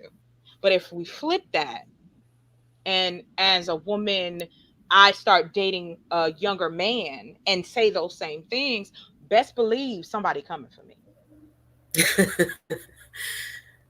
But Best believe. it's rare that an older woman could really appreciate a younger man as well, because of the cultural dynamics. Exactly. We are Like looked you different. like you were saying earlier, you want a bigger man who can kind of move you around. Mm-hmm. Well, Mm-hmm. that's natural for a lot of women. Not all, not all, not all. That's natural for a lot of women, not just in a physical aspect, but from an emotional and intellectual It's right. aspect. Mm-hmm. And a lot of women push back on this, but in a way, what you were just demonstrating when you announced that preference is that you prefer a man to lead you. And for him to be able to lead you, he has to be somewhat greater than you in some aspects, whether it's bigger, Mm-hmm. older, more Taller. financially. Yes, Mm-hmm. Mm-hmm. yes. And so that's the reason why people would look at you strangely for being in your 30s and going for a younger man. Not necessarily because there's something wrong, but because it speaks to what you are desiring. Mm-hmm. Mm-hmm. And so when a man desires a younger woman, that speaks to what he's desiring. Who would want and how can you produce from an older womb? Although this grandmother did have her last child at 45, it's very difficult to procreate from an older womb. So it makes sense that you would want someone younger. I mean, it's kind of like, and I'll even make it just to lighten it up.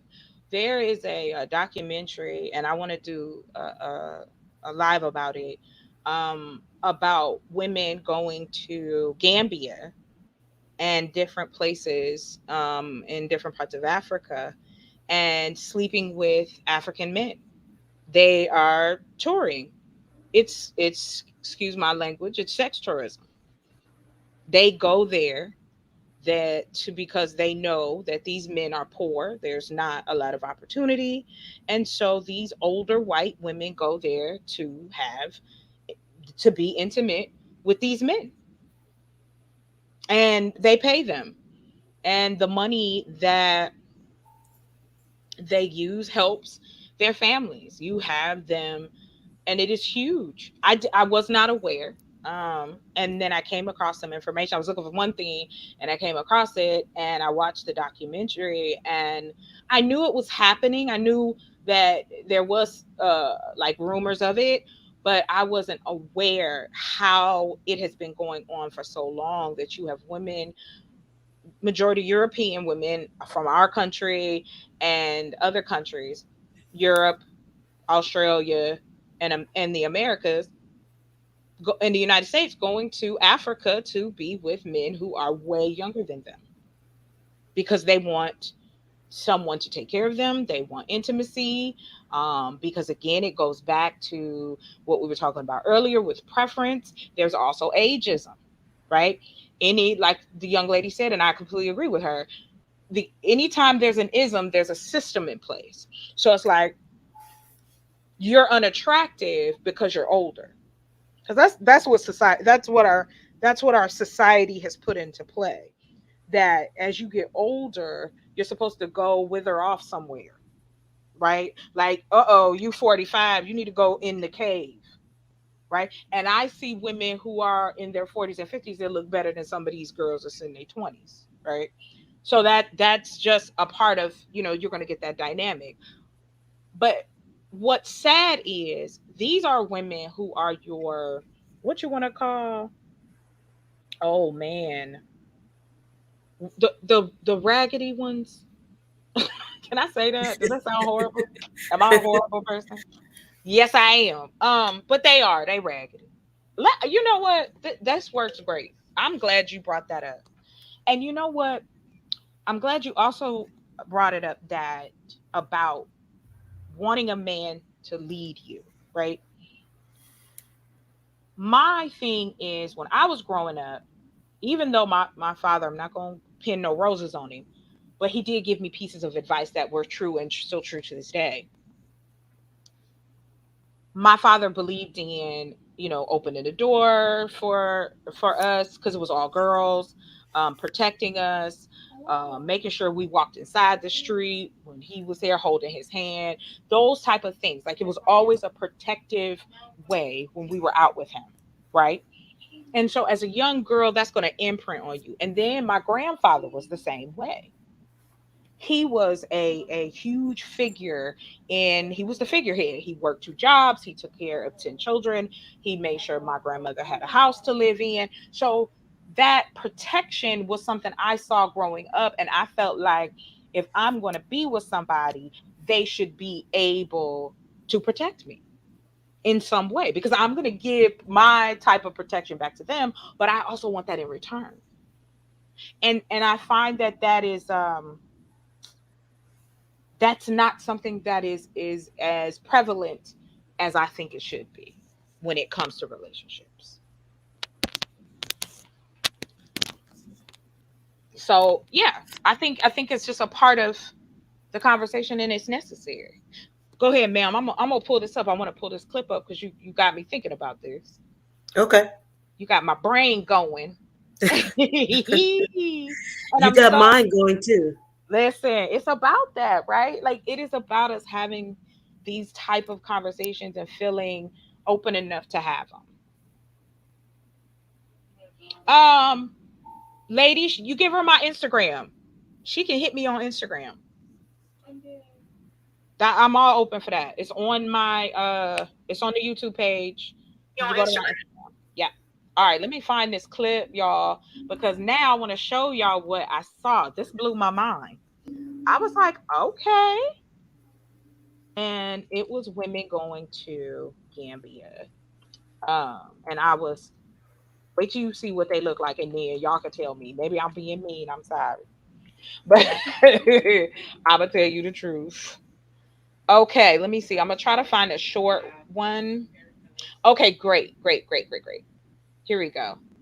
Let me find this, and then I'm gonna play it for us. Hold on, real quick. I'm excited to see what you guys' opinion is going to be on it. Let me share my screen. Okay. All right. Let me see here. But I love having the different. I like pushing the envelope. Let me just say that about what is necessary and what we are facing out here. Okay. Can you guys see? All right. Let me see here. Let me do it this way real quick. All right. We're going to add this to the stream. Okay. Perfect. All right. Let's go. African News Update. Gambia. The Gambia has warned all British women to stop traveling to the country to pay young Gambian men for sex and love. Gambia is finally clamping down on British grannies flocking to the country, searching for toy boys, and is desperate for quality tourists to visit the country. The tiny West African nation has been a haven for older women seeking a lover or partner for many years. But the country is now sick of its reputation as a sex hotspot for mature women from Britain and Europe. Abubakar Kamara, director of the Gambia Tourism Board, has said that the country wants tourists that come to enjoy the country and the culture, but not tourists that come just for sex. Sex tourism in the nation has been booming since the 1990s when budget package tours to the former British colony became popular. 2 years ago, there was a documentary titled Sex on the Beach which shocked viewers when reporter Seyi Rhodes found bars packed full of elderly women in search of younger Gambian men. One pensioner told Seyi that the country was paradise because you can have a different man every night. The country was once described as a real life Tinder dream for geriatrics, but now the government is considering introducing laws that give police powers to arrest local beach boys and older women engaged in suspect relationships. The so-called Senegambia Strip near the capital city Banjul has become a Benidorm type hotspot for lonely British pensioners as tourists account for 20% of the country's GDP. The government is said to be backing the move to clean up its tourist trade by considering laws to crack down on such acts, with a government official calling on the UK government to stop British grannies exploiting young Gambian men. Thanks for watching. Blown away. You hear me? That's interesting. Mm-hmm. It's what I think I heard it said 20% of their GPD. Mm-hmm. So if they crack down on it, Gambia will lose some of its economics. Is Oh, that what yes, I it will. Yes, you did. You heard that right because it's the truth. It's a poor country, not a lot of opportunities. You have a lot of young men who don't have jobs, who don't have education, and how do they feed their families? So a lot of them will be like, fine, I'll deal with this woman so that I can feed my family. Because when you look at the exchange rate of the pound or the dollar in Gambia, phew, it's going to go a long way. So 300. are you okay with it or no? No, I'm not okay with it. I'm not okay with it on either side, men doing it or women doing it, because the So only if the people in Gambia, and I'm going to say the men because that's what whom they brought up. If the men in Gambia, if that was their, primary means, for their economics, and here you are in America telling them that they shouldn't be doing that, hmm how does that work out? and I completely agree with you in the sense of then as if the government is willing or taking the time to stop this, why haven't they fought to create opportunities in their country? Because why aren't you fighting? This wouldn't be prevalent if you brought opportunity into your country. It just wouldn't. There's a very simplistic reason behind it that the government is not doing their job. They're not. And it's sad because it's unlike where here, or even though our companies send stuff overseas and the whole nine, even here we have jobs to go to. There are opportunities to make some money and to do some stuff. It may not be enough all the time, but at least there are paths to having some kind of financial freedom within, you know. So So do you feel the same way about the economics that the red light district in Amsterdam brings those women, and what This the is for economics brings solo. Yeah, several like women who live in so Nevada, where that type of industry is allowed? How do hmm you, hmm how do you reconcile that, where it is okay if they're consenting adults who choose to, they call it sex work?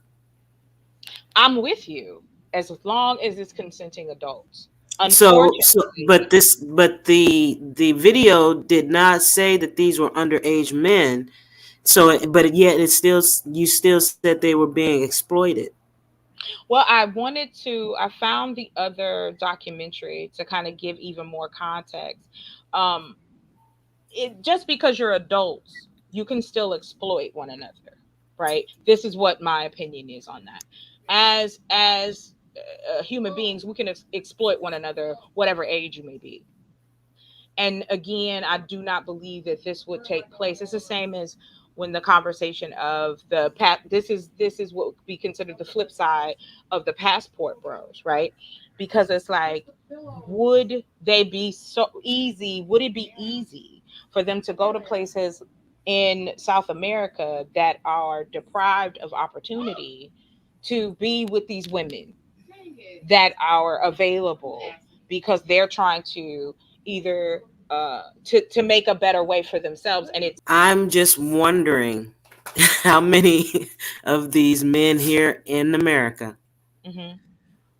if they would feel exploited if women from all over the world chose to come to America just to have sex with them? Do you Mm-hmm. see that? Do Mm-hmm. you Oh see yeah. how it's about which end of the spectrum you're on? That's it. That's it. I'm I I'm not quite convinced that the people who are engaging in sex tourism, the men who are engaging in sex tourism for profit in Gambia, are necessarily feeling exploited or oppressed at all. Mhm. I think that if they could have a say, that they would not want the government to rule against it, because Oh well, that is no, not at this point. No, so not my at all. so it goes back to what I Mhm. was saying about your feelings about it, because there are I. people already in other countries Mhm. who are doing sex work legally. I mentioned in this country, and I mentioned Amsterdam, Mhm. and it's working for them because that is a source of income for them. And the gentleman in this photo on the video is smiling. Well, You know, this is the beginning of he is actually the interviewer. So he's okay. interviewing these women. The first clip I showed you was basically just talking about the outline of But yeah, they're I just want to impress the notion upon anyone listening. mhm. Um, do we feel that we have a right to impress our moral, thoughts onto other people who are doing what they want or choosing to do for an income? To what you're saying on a technical point, I agree with that. However, I do not think that this would be going on though if this was a country that had opportunity. I stand in that I do not think it would be as frequent if it was this and that. There's men here who are kept, you know what I'm saying? I've met a few who are dating older women or an older man, so to speak, and they're being taken care of. I have no problem with that. That's two consenting adults doing something they both chose to do. But to be forced or have to do something because you don't have any other options, and the person who's taking advantage of it knows you don't have any other options, that to me is the complete definition of oppression and exploitation, and I'm not for that. I'm just not. Okay. Um, yeah. But we're gonna kind of skip around on this one because it's kind of long. But I wanted to kind of hit on a couple of things, and but I'm glad for the pushback. I'm glad to have this conversation with you because it matters. You know, there is a difference in the spectrums as women, as men, black women, white women, so on and so forth. You have all of these different dynamics. But overall, I do believe because of the way that to your point, the moral compass of being in a relationship, being in love, if you're gonna be intimate with somebody, then it needs to be X, Y, Z, Z, Z, and we know that that's not true all the time. We know that there are so many different factors to it. It just like is an, another system that is set up to give you those particular biases and judgments against people because now we may be more comfortable with saying that a person is doing adult work or sex work or so on and so forth, but we know not just 10 years ago that it wasn't okay. Nobody was saying it frequently, right? It was still looked down upon. It's still looked down upon to as quiet as they try to keep it, but we know that there's judgment against people who are in that industry. So I'm gonna stop running my lips and we can jump into it real quick. I'm gonna just kind of jump around. I wanted to first introduce the characters in this one, and then we'll kind of jump around in this one. I'm not gonna go through the whole. I think I got in trouble. Oh, I've been suspended. What? What happened? What do you Girl, mean? they done suspended me. The stream is unavailable. Stream suspended for policy violations. Oh my god, I get so tired of YouTube. For playing the video? And I'm doing exactly what they said, which is talk through the video. This is just making. I'm gonna just type in here real quick and let them know. I'm gonna have to come back because this is so crazy Okay. to me. But let me let them know. Hey y'all, I'm in trouble. What I'm probably gonna do is the next time I do it like this, I think I'll go through Zoom Hmm. because I don't have the issues. Yes, they stopped it. Okay, I'll be back. Give me a few minutes. Give me All a right. few, and I'll be back. Thank you so much for coming up, Joanna. It's so nice talking to you. I just give me a little bit of time. I'm gonna come back. I'm gonna You're find welcome. out what's going on. All Okay. right. Bye Bye bye. bye.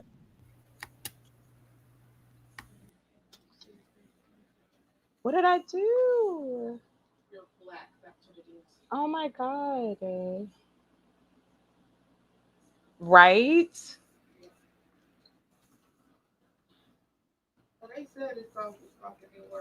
Well,